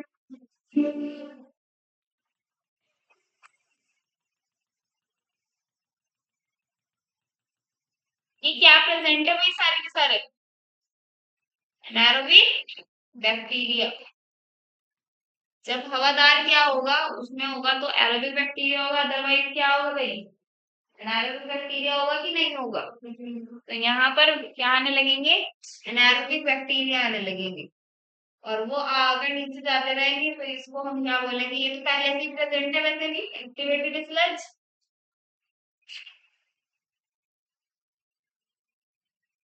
एक्टिवेटेड स्लज है ना आपका? एक्टिवेटेड स्लज में वो जो पिंक सा बनाया था मैंने, वो वाला है ये इतना पोर्शन। उसमें क्या है? ये बैक्टीरिया है। कौन से बैक्टीरिया है ये वाले? Aerobic bacteria. कौन से हैं? एरोबिक बैक्टीरिया है ये वाले, रेड वाले क्या है? कंफ्यूज नहीं होना, एरोबिक बैक्टीरिया है ये भाई। देखो ऊपर से कवर अप है, तो यहाँ पर अब जो आएंगे वो कौन से आएंगे? वो एनारोबिक बैक्टीरिया आएंगे। कौन से आएंगे? एनारोबिक। हुआ इतना क्लियर? हुआ भाई इतना क्लियर? एनारोबिक बैक्टीरिया में कौन कौन होते हैं भाई? सबसे फेमस होते हैं आपके मिथानोजेंस। कौन होते हैं? कौन होते हैं भाई? मिथानोजेंस यानी कि मिथोजेनिक बैक्टीरिया। कौन से होंगे? मिथोजेनिक बैक्टीरिया। मुझे ये बताओ हम फ्लू वैक्सीन के बना रहे हैं ना, क्या बनाते हैं? या आपको तो हमने पहला चैप्टर क्या ले जाना है? आपके बैक्टीरिया बनाते हैं, क्यों आते हैं आपकी बैक्टीरिया में?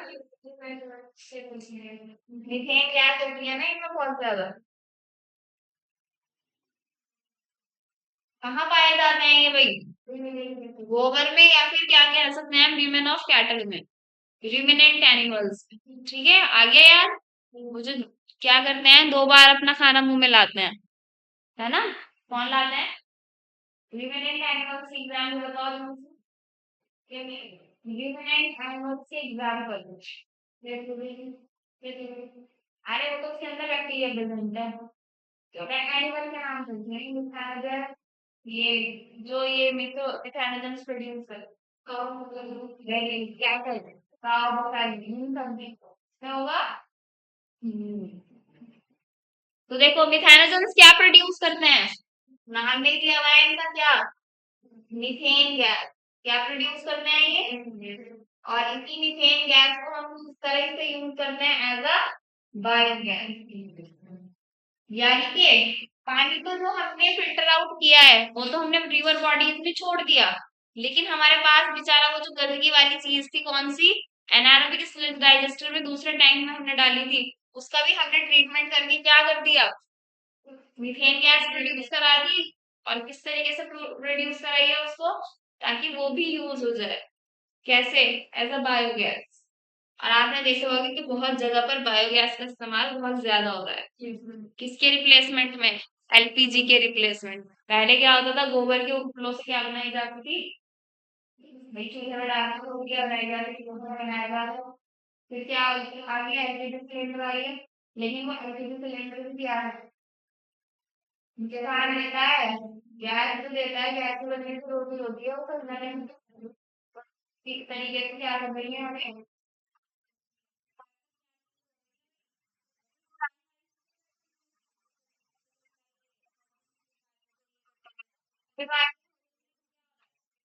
हम दोबारा से पुराने जमाने में जा रहे हैं कि जो ईंधन वहां पर यूज की जाते हैं। तो बायोगैस एक तरीके की चीज है, चीप प्रोसेस है, यानी कि इतना एक्सपेंसिव नहीं है। दूसरी चीज भाई, जो गंदगी है वो भी तो यूज हो रही है ना। जो गंदगी है वो भी तो क्या कर रही है? वो भी यूज हो रही है। अब डिटेल में सुनेंगे बायोगैस। सीवेज ट्रीटमेंट यहीं तक खत्म हो जाती है। सर में दर्द हो रहा है कि भाई? मजा नहीं आ रहा पड़ता है? बोरिंग था। जब ये सीवेज ट्रीटमेंट पढ़ोगे ना फिर धमोले रिवर को याद कर लेना है, जो हमारे ठीक है। धमोला है ना, धमोला एक टाइम था कि उससे बहुत ज्यादा उसमें गंदगी हो रही थी, बहुत पॉल्यूशन हो रहा था। अभी भी हो रहा है लेकिन बीच थोड़ा कम हो गया।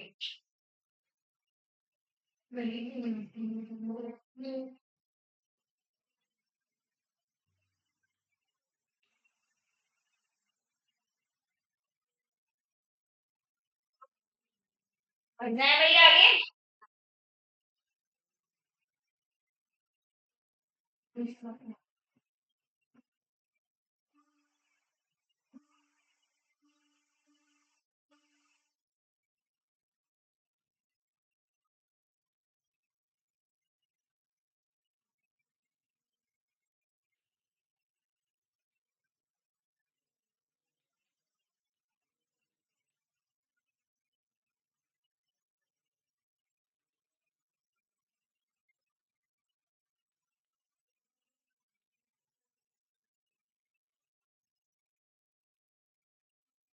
Microbes in production of biogas.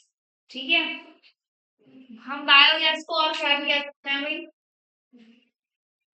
पहली चीज गोबर गैस भी कह सकते हैं, क्या भी कह सकते हैं? देखो अब गोबर वाले भी नहीं पढ़ रहे हैं हम। ठीक है, अब इसमें कौन कौन सी गैसेस पाई जाएंगी बताओ। सबसे पहले तो सबसे मेन CH4 जो कि बहुत ज्यादा अमाउंट में होगी, फिर CO2 होगी, और फिर कुछ ट्रेसेस होंगे। क्या होंगे? यानी कि ट्रेसेस मतलब कुछ छाप से होंगे, थोड़ी बहुत चीजों के, यानी कि थोड़ी बहुत गैसेस के। कौन कौन सी होंगी वो ट्रेसेस? H2 और H2S, और भी होंगी, बस दो ही याद रखनी है। H2 is hydrogen, H2S is hydrogen sulphide. ठीक है, इसका बताओ कितना अमाउंट होगा भाई? ये कितनी प्रेजेंट होगी? 60 से 70% से। यहीं पे खत्म करनी है क्या? ये 30 से 40% होगी। चलो और बात।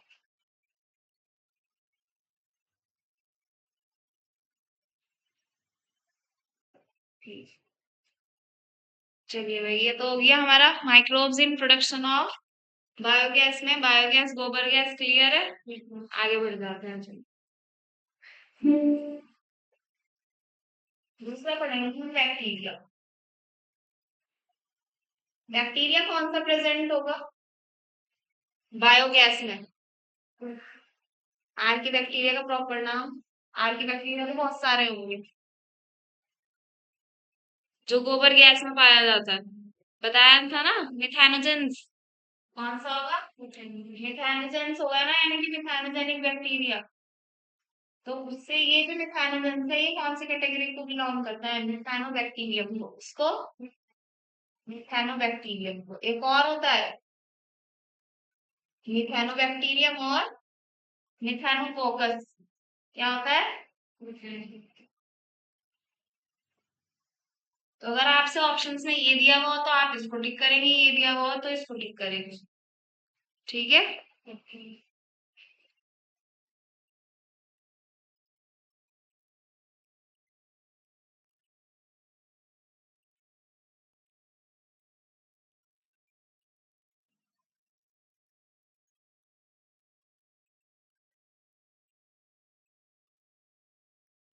अच्छा, ये नेचर में कैसा होता है? पहले ये बताओ कि ये प्रेजेंट कहाँ होगा? इसको जिंदा रहने के लिए ऑक्सीजन की जरूरत है? नहीं है, जब तो ये बॉडी के अंदर रहता है। तो ये प्रेजेंट कहाँ होता है भाई? Present in the absence of oxygen. Present in the absence of oxygen, जहां पर ऑक्सीजन नहीं होगी। दूसरी चीज किसकी बॉडी के अंदर प्रेजेंट है भाई? ये रूमिनेंट एनिमल्स की बॉडी में। कितनी छूट गया?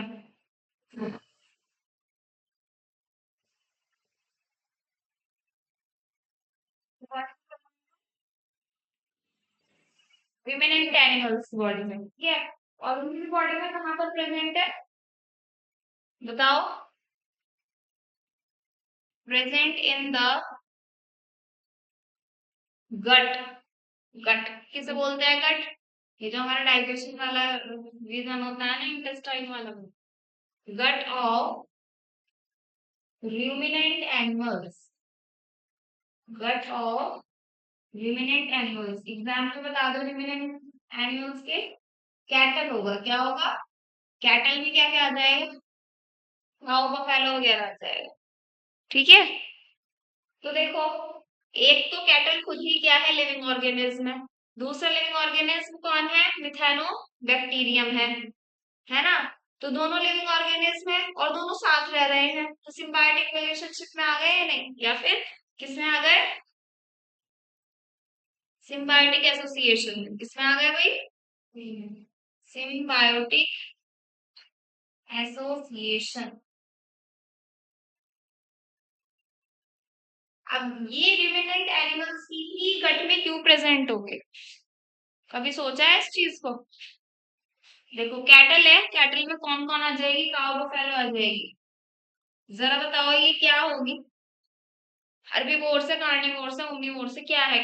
काऊ क्या खाती है? हाँ, तो क्या हुई? ये हुई हर्बीवोर्स। क्या हुई? क्योंकि ये घास वगैरह खाती है, चारा खाती है ना। तो उस प्लांट में क्या होता है सबसे ज्यादा अमाउंट में? सेल्यूलोज। उनकी सेल वॉल में क्या प्रेजेंट होगा? सेल्यूलोज। उनकी सेल वॉल कैसे बनी हुई होगी? सेल्यूलोज की तो बनी हुई होगी, है भाई। तो ये क्या करती है? हेल्प करती है। क्या हेल्प करता है? ये बैक्टीरिया हेल्प करता है डाइजेशन में। कौन से डाइजेशन में? सेल्यूलोज के डाइजेशन में। Helps in cellulose digestion. और ये लोग अपना क्या करते हैं? दो बार मुंह में खाना ले आते हैं, मतलब एक बार तो खाई हैं, फिर दोबारा गट में को गट में से क्या आ जाता है? दोबारा मुंह में आता है। और ऐसे ही बैक्टीरिया को हम क्या बोलेंगे जिसमें ये सारी क्वालिटीज हो? Obligate, obligate anaerobic. क्या बोलेंगे? ऑब्लिगेट एनारोबिक, ठीक है।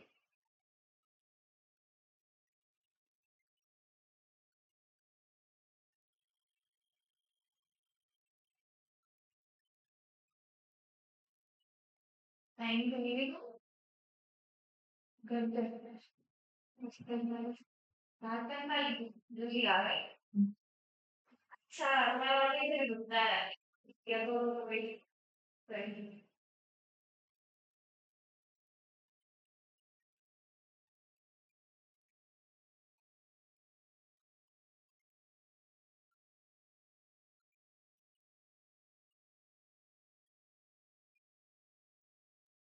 हो जाए तो बता देना।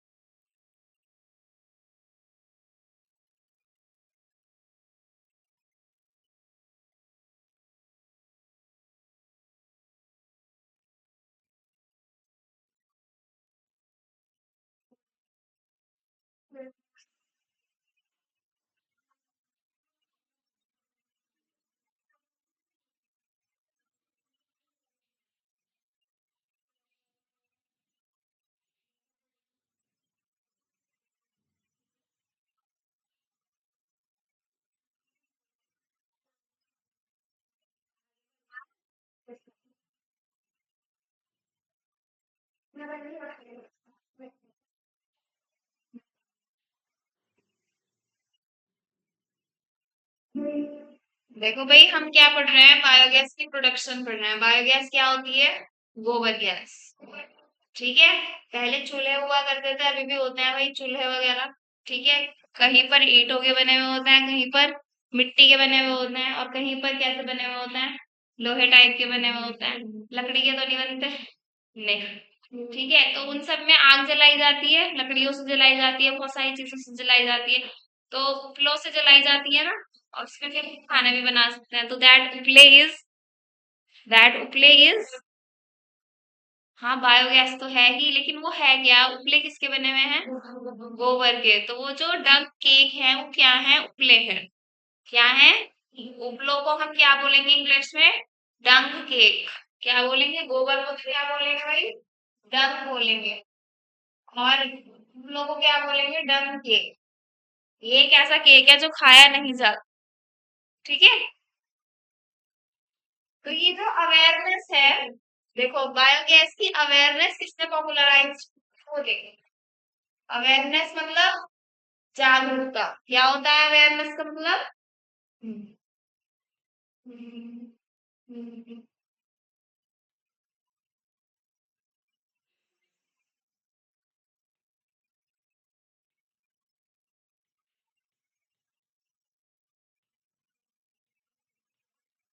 तो है आपका IARI, और एक है ABIT। चलो इसकी फुल फॉर्म बता दो। बताओ फुल फॉर्म दोनों की। Indian agriculture research, Indian agriculture, culture है कल्चरल है, cultural research institute.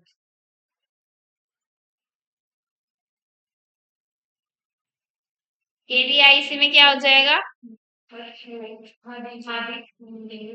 Khadi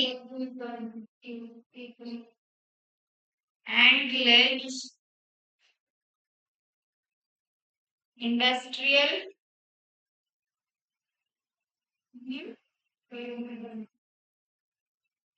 khadi village industries commission, khadi village industries commission.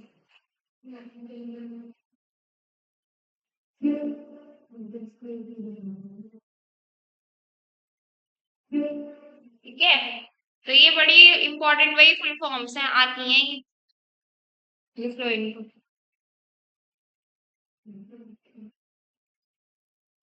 अब हम बायोगैस का प्लांट देखेंगे कैसे बना।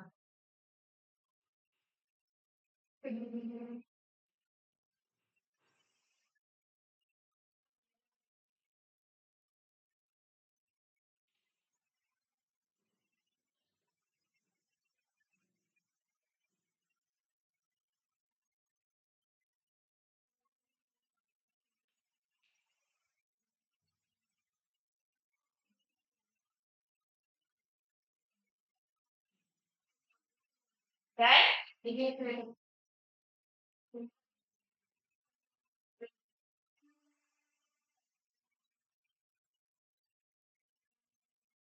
देखो भाई, अब हमें क्या लगाना है, बायोगैस का प्लांट लगाना है कि प्लांट कैसे लगा हुआ होता है।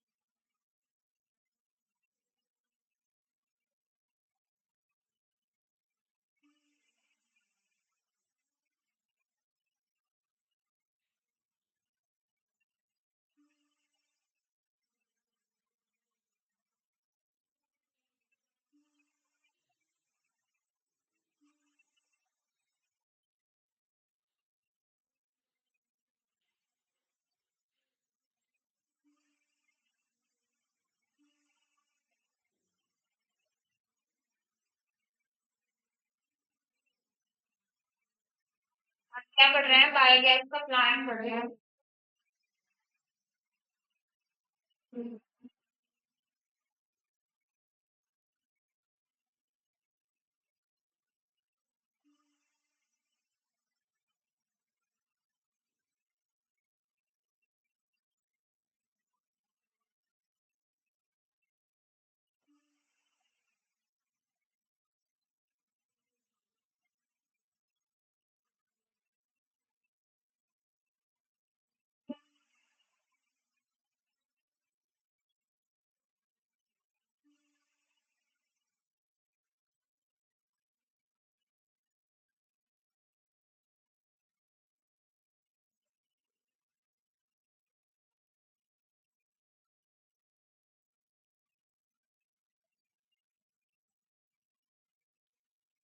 ठीक है ऐसा। यहाँ से क्या जाएगा भाई? डंग भी डालते रहेंगे और वाटर भी डालते रहेंगे। डंग, व्हाट इज डंग? गोबर। ठीक है। फिर यहाँ पर क्या होगा? ये डालते रहेंगे ना, यहाँ पर बिजली यहाँ से जाता रहेगा और फिर होता रहेगा। यहाँ पर गैस प्रोड्यूस होगी। क्या होंगी यहाँ पर? गैस प्रोड्यूस होंगी। कौन कौन सी गैस? CH4, CO2 और H2 और बहुत सारे। ठीक है, मेन तो हमारे पास ये होनी चाहिए। फिर जो इस पार्ट में से गैसेस बनती रहेंगी वो ये गैसेस ऊपर जाती रहेंगी और यहाँ पर एक क्या होगी? पाइपलाइन होगी। ठीक है भाई, यहाँ पर क्या होगी? ये पाइपलाइन। ठीक है। अब ये देखो कि जब ये क्या होती रहेगी, इस गोबर में से क्या होता रहेगा? जब गैसेस प्रोड्यूस होती रहेंगी और नीचे का मलबा जो होगा, यानी कि वो जो गोबर का वेस्ट होगा वो इकट्ठा होता रहेगा। तो उसके लिए यहाँ पर फिर एक गड्ढा खोदकर एक और क्या रख दिया? टैंक रख दिया छोटा सा। वो खराब क्या है जिससे अब गैसेस प्रोड्यूस नहीं होगी, वो यहाँ पर इसके थ्रू क्या हो जाएगी? इकट्ठी होती चली जाएगी। ठीक है। तो यहाँ से तो प्रॉपर जो हम कॉन्टिन्यूअसली क्या कर रहे हैं, गोबर डालते जा रहे हैं, वो यहाँ पर इकट्ठा होता जा रहा है।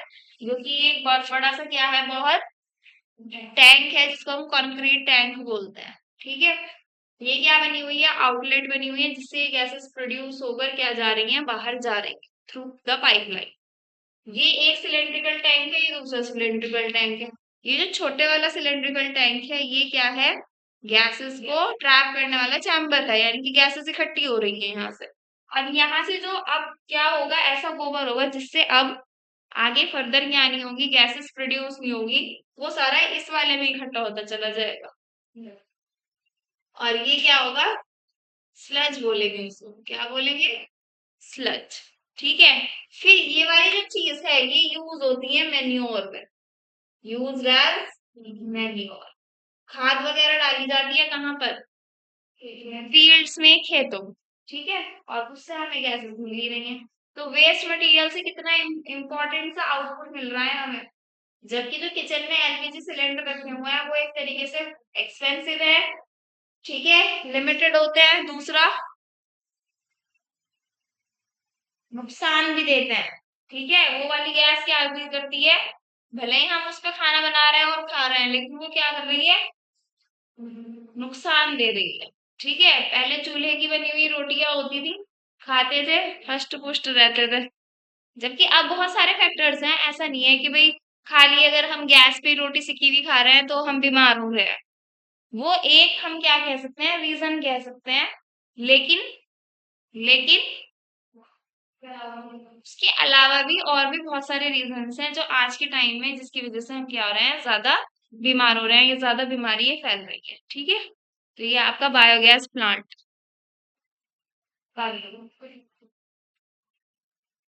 लिख लेते हैं इसको सबको। This is gas holder, this is outlet. और गोबर में कौन से बैक्टीरिया होंगे? मिथानोजन्स। कौन से बैक्टीरिया होंगे? मिथानोजन्स।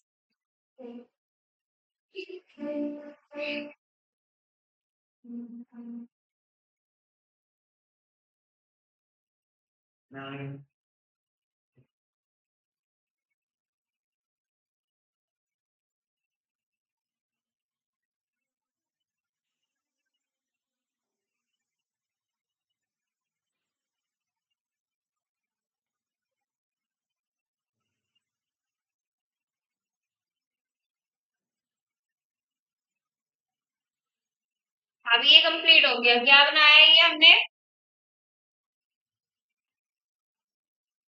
बायोगैस प्लांट बनाया है। ठीक है भाई।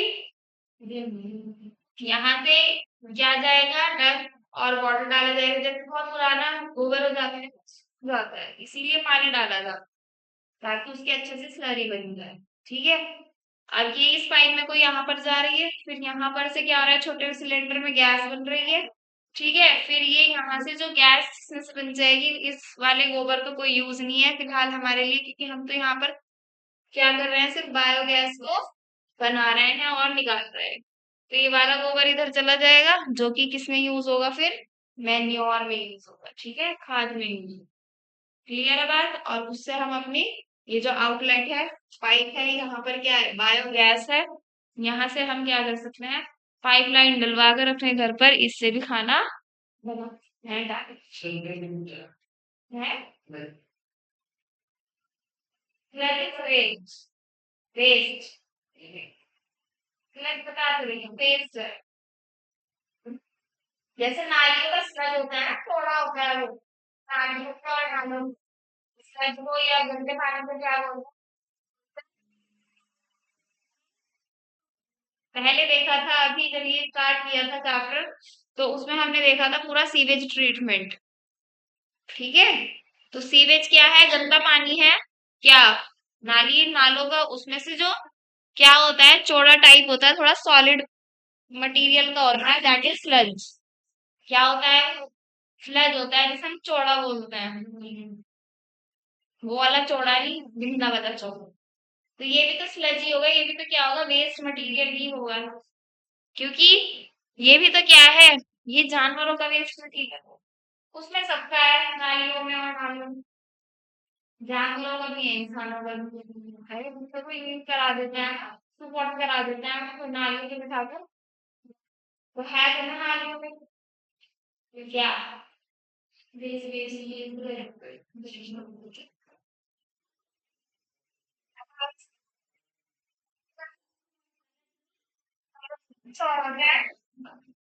सलज का रिश्ता, कौन प्रिय सलज, साले की वाइफ, साले साले की वाइफ इज सलज, इट्स सलज, साला सलज बोलता है कोई,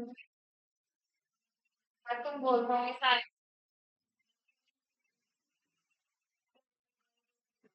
ये भी एक वर्ड को बोलने के लिए हजार तरीके होता है। तो ऐसा लगे फ्लड क्या है, फ्लड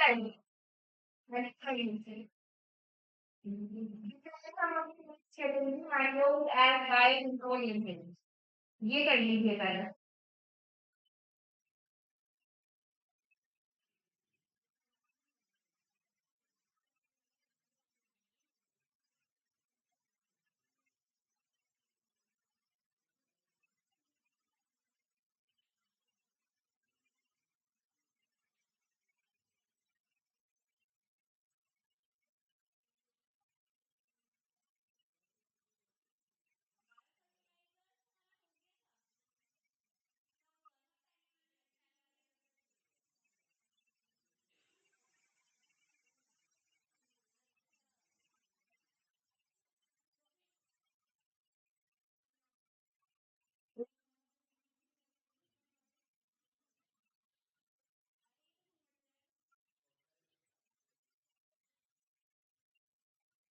देख लो बस।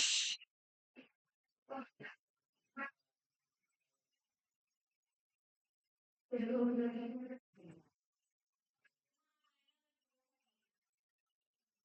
ना भाई, जो आगे आफ्टर चलो क्या भाई ये डन। अब पढ़ेंगे micro plus bio control agents.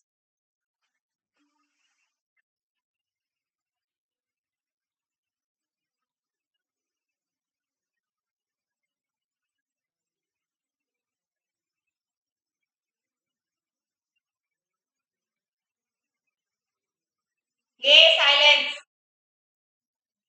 देखो भाई, बायो कंट्रोल एजेंट में क्या आएगा, देखो बायो कंट्रोल है ना, कुछ एजेंट्स हैं, यहाँ पर हम एग्रीकल्चर से रिलेटेड पढ़ेंगे।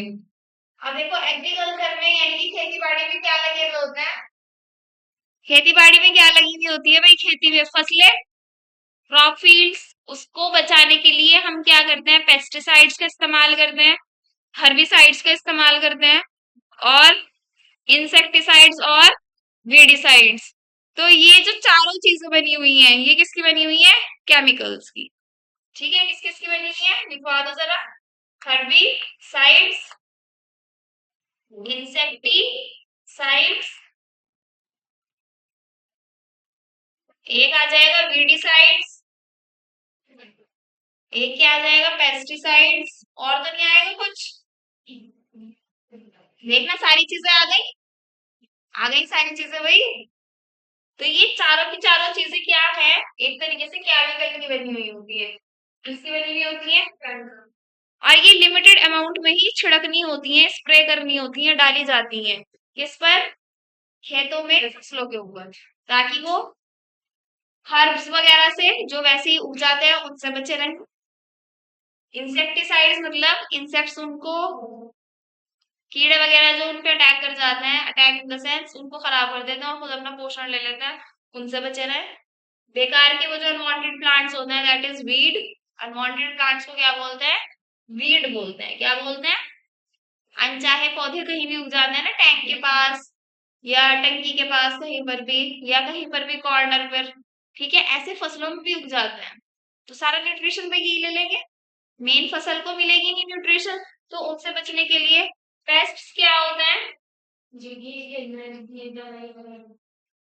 पेस्ट होते हैं भाई, वो एक तरीके से जो जानवर टाइप ही होते हैं, जो नुकसान पहुंचाते हैं, जानवर ही तो होते हैं। हाँ, तो यहाँ पर इनको भी उनसे बचाने के लिए, किसको, फसलों को पेस्ट वगैरह से बचाने के लिए पेस्टिसाइड्स डालेगा। तो एक तरीके से सारी चीज समझ में आ गई हैं आपके। तो किसी ना किसी चीज से बचाने के लिए ये पर्टिकुलर केमिकल पर्टिकुलर अमाउंट में डाले जाते हैं।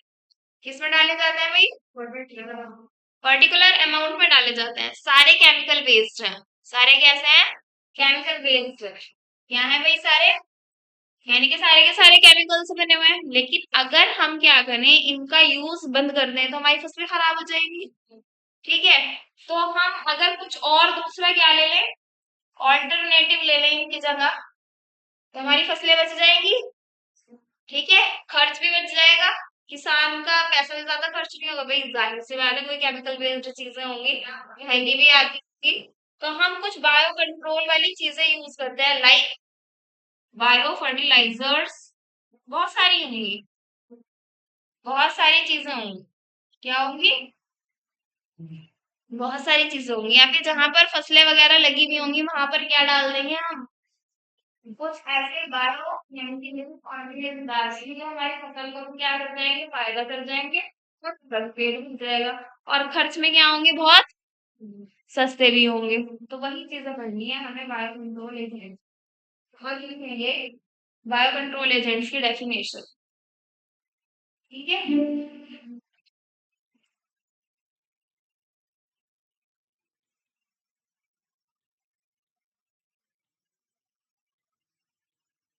बायो कंट्रोल एजेंट्स की डेफिनेशन लिखेंगे, when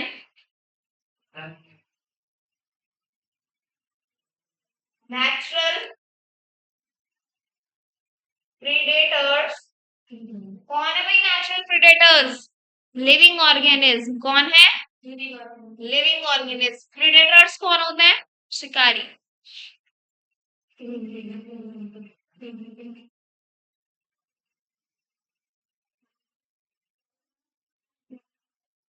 When natural predators are used to control the are used to control the production of, क्या हो गया भाई, क्यों हो रही है इतनी बात, production of pests called bio control agents. Paste की प्रोडक्शन को कंट्रोल करने के लिए, उसकी पॉपुलेशन को कंट्रोल करने के लिए जो नेचुरल प्रेडेटर मैनिपुलेट ऑर्गेनिज्म का हम यूज कर रहे हैं, उन्हीं को क्या बोलते हैं, बायो कंट्रोल। ठीक है, जैसे बायो फर्टिलाइजर्स मैंने आपको बताया, एक क्या हो जाएंगे नेचुरल प्रेडेटर्स, बायो इंसेक्टिसाइड्स क्या हो जाएंगे।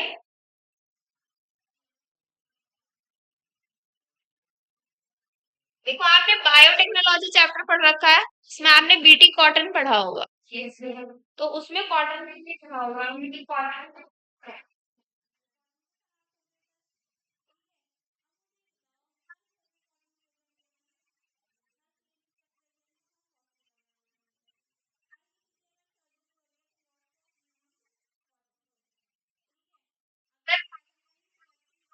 हो जाएगा, बिल्कुल ना के बराबर हो जाएगा, तो कितनी परेशानी आ जाएगी।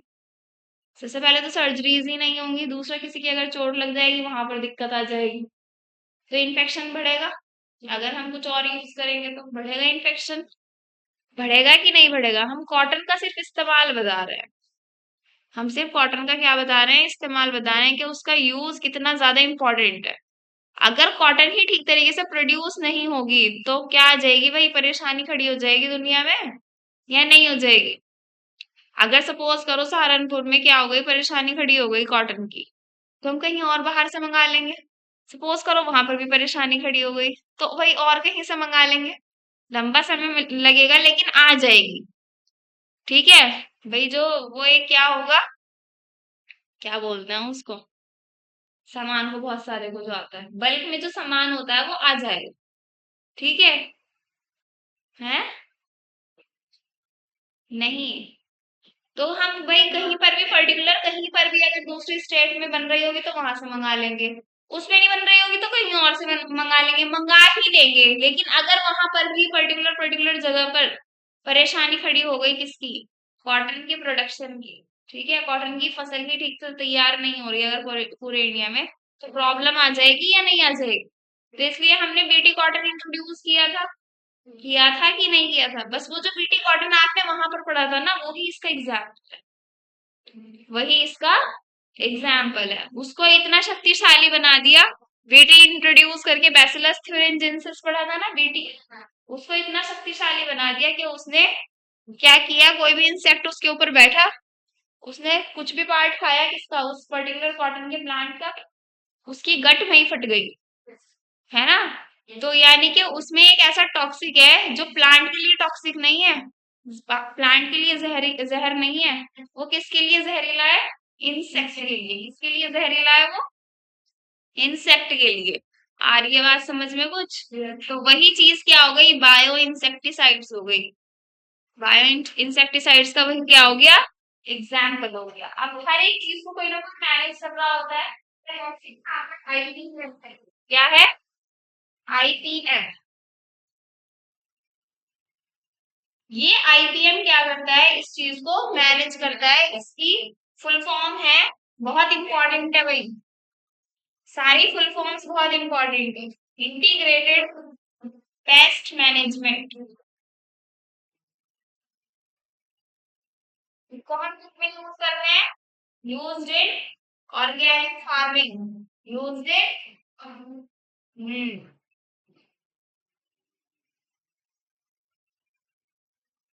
Used in organic farming. देखो, जब हम इसको यूज करेंगे फिर हम ना तो इंसेक्टिसाइड्स का यूज करेंगे, खाली इंसेक्टिसाइड्स बोल रही हूँ मैं, ना पेस्टिसाइड्स का यूज करेंगे, नहीं करेंगे ना, क्योंकि ये खुद ही क्या है, बायो इंसेक्टिसाइड है। तो फिर हमें केमिकल्स की जरूरत क्या पड़ रही है भाई यूज करने की, ना हम फिर पेस्टिसाइड्स यूज करेंगे ना ही इंसेक्टिसाइड्स यूज करेंगे, क्योंकि ये खुद ही क्या है, आगे बात समझ में। और को हम प्रॉपरली अच्छे से मैनर में क्या करके कम खर्च करके इंट्रोड्यूस कर सकते हैं अपनी फसलों में, और जिससे किसानों को बहुत ज्यादा क्या मिलता है, फायदा मिलता है। ठीक है, अब हमें पढ़ना है कुछ बायो कंट्रोल थे। ठीक है, क्या करना है हमें, कुछ बायो कंट्रोल थे। तो मैं एक टेबल बना,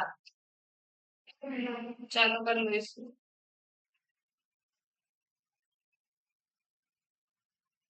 बस आपका 15-20 मिनट का और टॉपिक बचा है, इसी में लग सकता है। हो गया है क्योंकि माइंड तो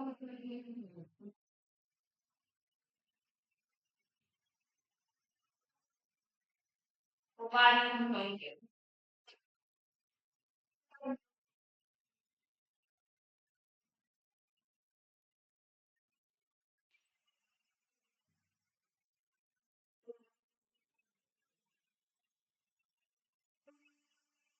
इधर लिखेंगे भाई बायो कंट्रोल एजेंट, बहुत इंपॉर्टेंट टेबल लिखवा रहे हो, लिख लो सब, कोई खाली नहीं बैठेगा।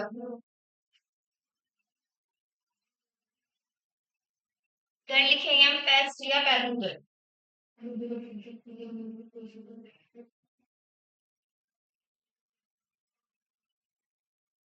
बस बातें ना हो, बहुत कर रही हो भाई तुम दोनों बातें, सहेलियां दोनों। लिख लो।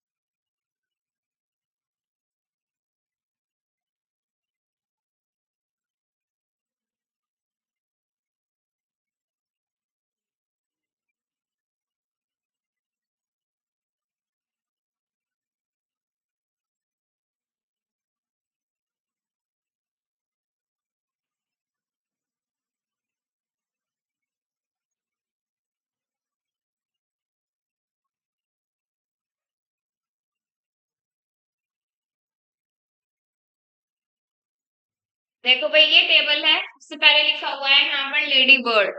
सब जानते हैं क्या होती है ladybird, that is insect. Beetle अगर लेडी बर्ड के साथ रहेगा तो वो बायो इंसेक्टिसाइड में है, ठीक है। अगर ये इसके साथ रहेगा, साथ नहीं मतलब आसपास ही रहेगा, तो ये बायो इंसेक्टिसाइड में आएगा बीटल। बीटल जानते हैं क्या होती है बीटल? सर्च करना है इनको सबको, पता चल जाएगा, सबको पता है सब क्या चीज है। तो इनके लिए हम पेस्ट्स यूज करते हैं एफिड्स, क्या यूज करते हैं? एफिड्स, ठीक है। ये टेबल बहुत ज्यादा इंपॉर्टेंट है, मैच द फॉलोइंग की तरह भी ये आ सकती है। इसमें से कम 3 या 4 तो चीजें ऐसी होती हैं जो आती है। दूसरा है ड्रैगन फ्लाइज। ड्रैगन फ्लाइज की नाम ड्रैगन जैसा नहीं है, ये बहुत बड़ा, लेकिन इसके पंख होते हैं वो काफी बड़े बड़े होते हैं, इसलिए इसको ड्रैगन फ्लाइज बोलते हैं। ठीक है, इसको कौन खा जाता है? मॉस्किटो। ठीक है, तो ड्रैगन फ्लाई क्या करेंगी? फिर नुकसान नहीं पहुंचाएंगी जब ये मर जाएंगे। कैसे मरी है ये? इनके थ्रू मरी है। तो दीज आर पेस्ट और पैथोजन। दो तीसरी चीज फिर देखो जिसका भी हमने डिस्कशन किया था, BT, that is bacillus thuringiensis। क्या है ये? Bacillus thuringiensis। ये बायो इंसेक्टिसाइड की तरह यूज होता है। एक्चुअल में क्या होता है? ये बैक्टीरिया। क्या होता है ये एक्चुअल में? बैक्टीरिया। किसको कंट्रोल करता है? बटरफ्लाई या फिर बुलवॉर्म्स को। किसको? बटरफ्लाई या फिर बुलवॉर्म्स को, जो कि किस पर बैठती हैं? आकर पर्टिकुलर कुछ पौधों पर बैठती हैं। ठीक है, ये इंसेक्ट्स, बैक्टीरिया, वायरस बन जाए, कुछ भी हो सकता है। ये पेस्ट पैथोजन लिखा हुआ है, ये बायो इंसेक्टिसाइड और बैक्टीरिया। देखो अब बीटी में हम किस किस को यूज कर रहे थे, किस किस की फसलों में पढ़ा होगा आपने बायोटेक में? एक तो कॉटन और एक, हाँ, कॉर्न और जूट, ब्रिंजल, टोमेटो, इन सब में हम बीटी का यूज करते हैं। यानी कि बीटी कॉटन की तरह बीटी जूट भी होता है, बीटी टोमेटो भी होता है, बीटी ब्रिंजल भी होता है। ठीक है, जरूरी नहीं है कि हम बीटी को सिर्फ एक ही में यूज करेंगे। बीटी को हम कई चीजों में यूज करते हैं। जैसे मैंने एग्जांपल आपको 3 बता दिए हैं, लिख लो उसको। अगर आपने वहां पर नहीं लिखे होंगे तो अब लिख लो। BT jute, BT tomato, BT brinjal. ठीक है भाई, ये सब कैसी फॉर्म्स हैं? बीटी वाली फॉर्म्स हैं। जैसे बीटी कॉटन है ना, BT cotton, BT jute, BT tomato, BT brinjal. ठीक है, आगे बात समझ में भाई? तो क्वेश्चन ऐसे भी आ सकता है कि भाई बीटी किस किस में हम अप्लाई कर सकते हैं, तो मैंने बता दिया किस किस में कर सकते हैं। मैं फोर्थ वाला बता रही हूँ, वैक्यूलो वायरस। वैक्यूलो वायरस ये एक बायो इंसेक्टिसाइड है। कुछ टारगेटेड इंसेक्ट्स प्रेजेंट होते हैं पूरी इंसेक्ट वाली फैमिली में, उनको ये टारगेट करता है। ट्राइकोडर्मा ये क्या है? फंजाई है ना? तो ये भी क्या करता है? प्लांट पैथोजेंस को कुछ को कंट्रोल करता है। स्पेसिफिक नहीं लिखे हुआ है, बस आपको जितना लिखवाया उतना ही लर्न करना है। ठीक है भाई, थोड़ी सी वीडियो की बात कर लेते हैं और वाइटमिन और रेटिनोफाइट डिटेल में बात करेंगे।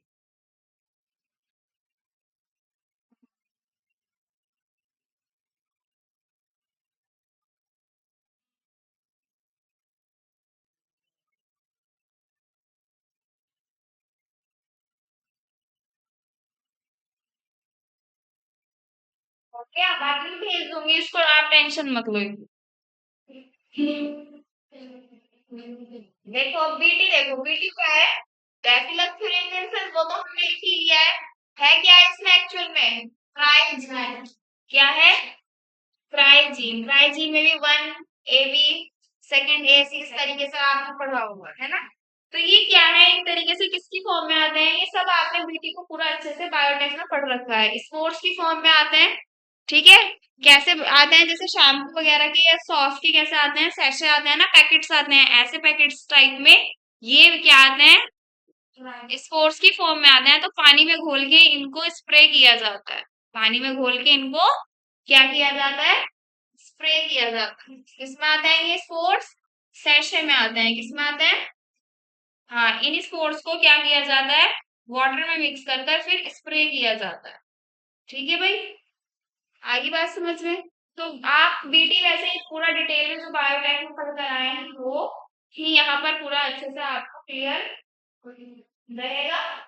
यह दोबारा नीड में ही है ना, क्योंकि ये चैप्टर वैसे तो हम क्या है, हमारा पहले है बायोटेक से, इसलिए बताया हुआ है उसके बारे में यहाँ पर। लेकिन आप तो क्या करती है, इस वजह से हम इसको यहाँ पर डिस्कस नहीं करते हैं। ठीक है भाई, ट्राइकोडर्मा देखो। क्या देखो?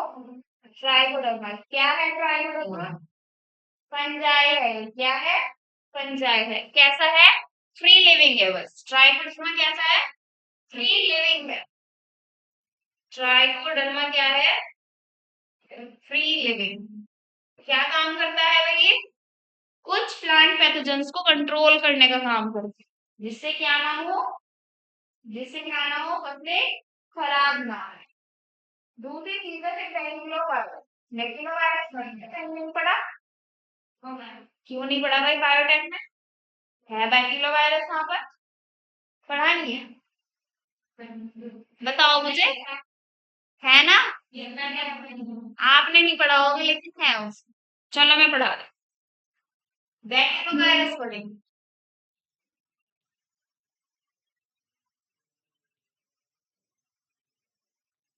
देखो बैक्टीरियो वायरस में क्या है, न्यूक्लियो पॉलीहेड्रो वायरस होता है। क्या होता है? न्यूक्लियो पॉलीहेड्रो वायरस, जिसको हम एनपीवी बोलते हैं। क्या है ये? Nucleopolyhedrovirus. ठीक है भाई। इस वायरस के अंदर न्यूक्लियो पॉलीहेड्रो के पार्टिकल्स होते हैं। क्या होते हैं? न्यूक्लियो पॉलीहेड्रो के क्या होते हैं?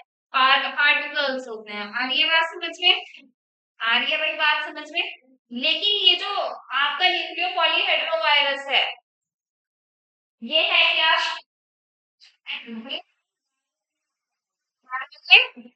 Bio insecticide. इंसेक्टिसाइड है। क्या है? और ये ज्यादातर पे काम नहीं करेगा। ये कुछ ही चीजों पर काम करेगा, यानी कि स्पीशीज स्पेसिफिक है ये। क्या है? स्पीशीज स्पेसिफिक है, ज्यादातर पे वर्क नहीं करता है, कुछ चुनिंदा पर ही क्या करता है? वर्क करता है। लेकिन अब देखो, प्लांट्स को किस किस से खतरा होता है? बताओ। प्लांट्स को किस खतरा होता है? इंसेक्ट्स से। कुछ किससे? जैसे प्लांट वायरस होंगे उनसे, है ना? और कुछ क्या होंगे? एनिमल्स होंगे उनसे। तो इस वायरस को इनको नुकसान पहुंचाना चाहिए, लेकिन ये नुकसान नहीं पहुंचा। Do not cause harm to these particular चीजें। ये नुकसान नहीं पहुंचाता है। तो जितनी भी कौन सी चीजें हैं इनको नुकसान नहीं पहुंचाएगा। नॉन टारगेटेड चीजें हैं ये सब। कौन सी चीजें हैं? नॉन टारगेटेड चीजें, यानी कि हर एक एनिमल को, हर एक प्लांट वायरस को और हर एक इंसेक्ट को ये नुकसान नहीं पहुंचाता है। जिन्हीं तो ये क्या बना है? स्पीशीज स्पेसिफिक बना है। क्या है? स्पीशीज स्पेसिफिक है। जो सिर्फ टारगेटेड ही इंसेक्ट्स वगैरह होंगे, सिर्फ ये उनको नुकसान पहुंचाएगा। आ गई बात समझ में? जैसे आप सब हैं, किसी की कोई दुश्मनी तो नहीं है भाई किसी से? या है? से? सीरियसली बताओ। जैसे एक पर्टिकुलर कोई पीछे यहाँ पर सपोज करो बच्चा बैठा है, एक्स वाई जेड कुछ भी उसका नाम है, वो सबको बहुत परेशान करता है, उसको कोई भी पसंद नहीं करता है। ठीक है? तो लेकिन वो सबको परेशान तो करता है, लेकिन सबको परेशान करने का उसका तरीका अलग अलग है। किसी को तो भाई पसंद भी करता होगा, पसंद इन द सेंस वो दूसरे वाले पसंद में मत चले जाना भाई। पसंद इन द सेंस किसी से तो उसकी बनती होगी, भले ही वो सबसे ज्यादा डिस्टर्बिंग एलिमेंट है, लेकिन कभी तो किसी की बनती होगी। आज सब स्कूल में पढ़कर आए हैं, सबकी क्लास में एक बच्चा जरूर होता है ऐसा। लेकिन ऐसा तो नहीं है कि उस बच्चे का कोई दोस्त नहीं होता। होता है ना? कुछ तो उसके दोस्त होते हैं, कुछ नॉर्मली होते हैं कि भाई बातचीत हो गई ठीक है, सलाम दुआ हो गई ठीक है, नहीं हुई तो नहीं सही। कुछ ऐसे होंगे जो बिल्कुल ही क्या होंगे, हर एक के दुश्मन टाइप से होंगे, है ना? कि भाई अगर किसी ने कुछ भी, अगर पर्टिकुलर किसी इस ग्रुप में से किसी ने कुछ बोल दिया तो बस फिर तो उसकी डैश डैश कर देंगे हम। होता है ना? या नहीं होता? लड़कों में ज्यादा होती है ये वाली चीजें, होती है ना? तो देखो, उस पर्टिकुलर बंदे के लिए वो पर्टिकुलर ग्रुप क्या है? टारगेटेड है। क्या है? टारगेटेड। वो एक लाइन कह रहे हैं तो वो फिर आग बबूला हो जाएंगे, फिर वो उनकी डैश डैश कर देंगे। अगर कोई वो कौन है? टारगेटेड है ना? अब जैसे आप सब हैं, आप सब सपोज करो टारगेटेड नहीं हो, नॉन टारगेटेड हो, वही लाइन आप कह देंगे तो उस पर फर्क नहीं पड़ेगा, या पड़ेगा? नहीं ना। जो उनके दुश्मन ने वही लाइन बोली हुई होगी, उनसे ही तो फर्क पड़ेगा। तो उस पर्टिकुलर बंदे के लिए क्या होगा, वो पर्टिकुलर चीजें, वो पर्टिकुलर ग्रुप क्या होगा? टारगेटेड होगा। तो ऐसे ही ये वर्क कर रहा है।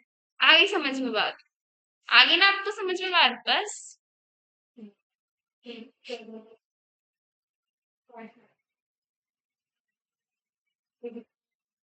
क्या? अरे तो बोल, गवर्नमेंट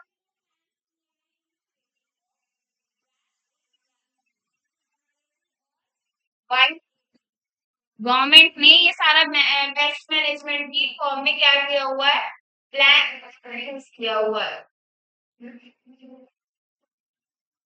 यहाँ पर फिशेज भी हो सकती है भाई, कुछ भी हो सकता है यहाँ पर, ये सब दोनों क्या है भाई, प्लान है। क्यों बोल रहे हो, बाद में बोलना ही, इसको भी देख। गवर्नमेंट ने, ताकि एग्रीकल्चर वाली प्रैक्टिस सही से हो सके, इसलिए उन्होंने क्या किया हुआ है, पूरा इकोसिस्टम ठीक ठीक तरीके से मैनेजमेंट के अंडर में प्रॉपरली चल सके। इन्होंने क्या किया है, गवर्नमेंट प्लान्स इंट्रोड्यूस किए हैं, एक तो गैप और एक गैप। ठीक है, गैप क्या है, गंगा एक्शन प्लान। क्या है, Ganga action plan, Yamuna action plan. तो जितनी भी फुल फॉर्म्स कराई हैं, सब चीजें आप सबको अच्छे से सब कुछ पता होना चाहिए। बहुत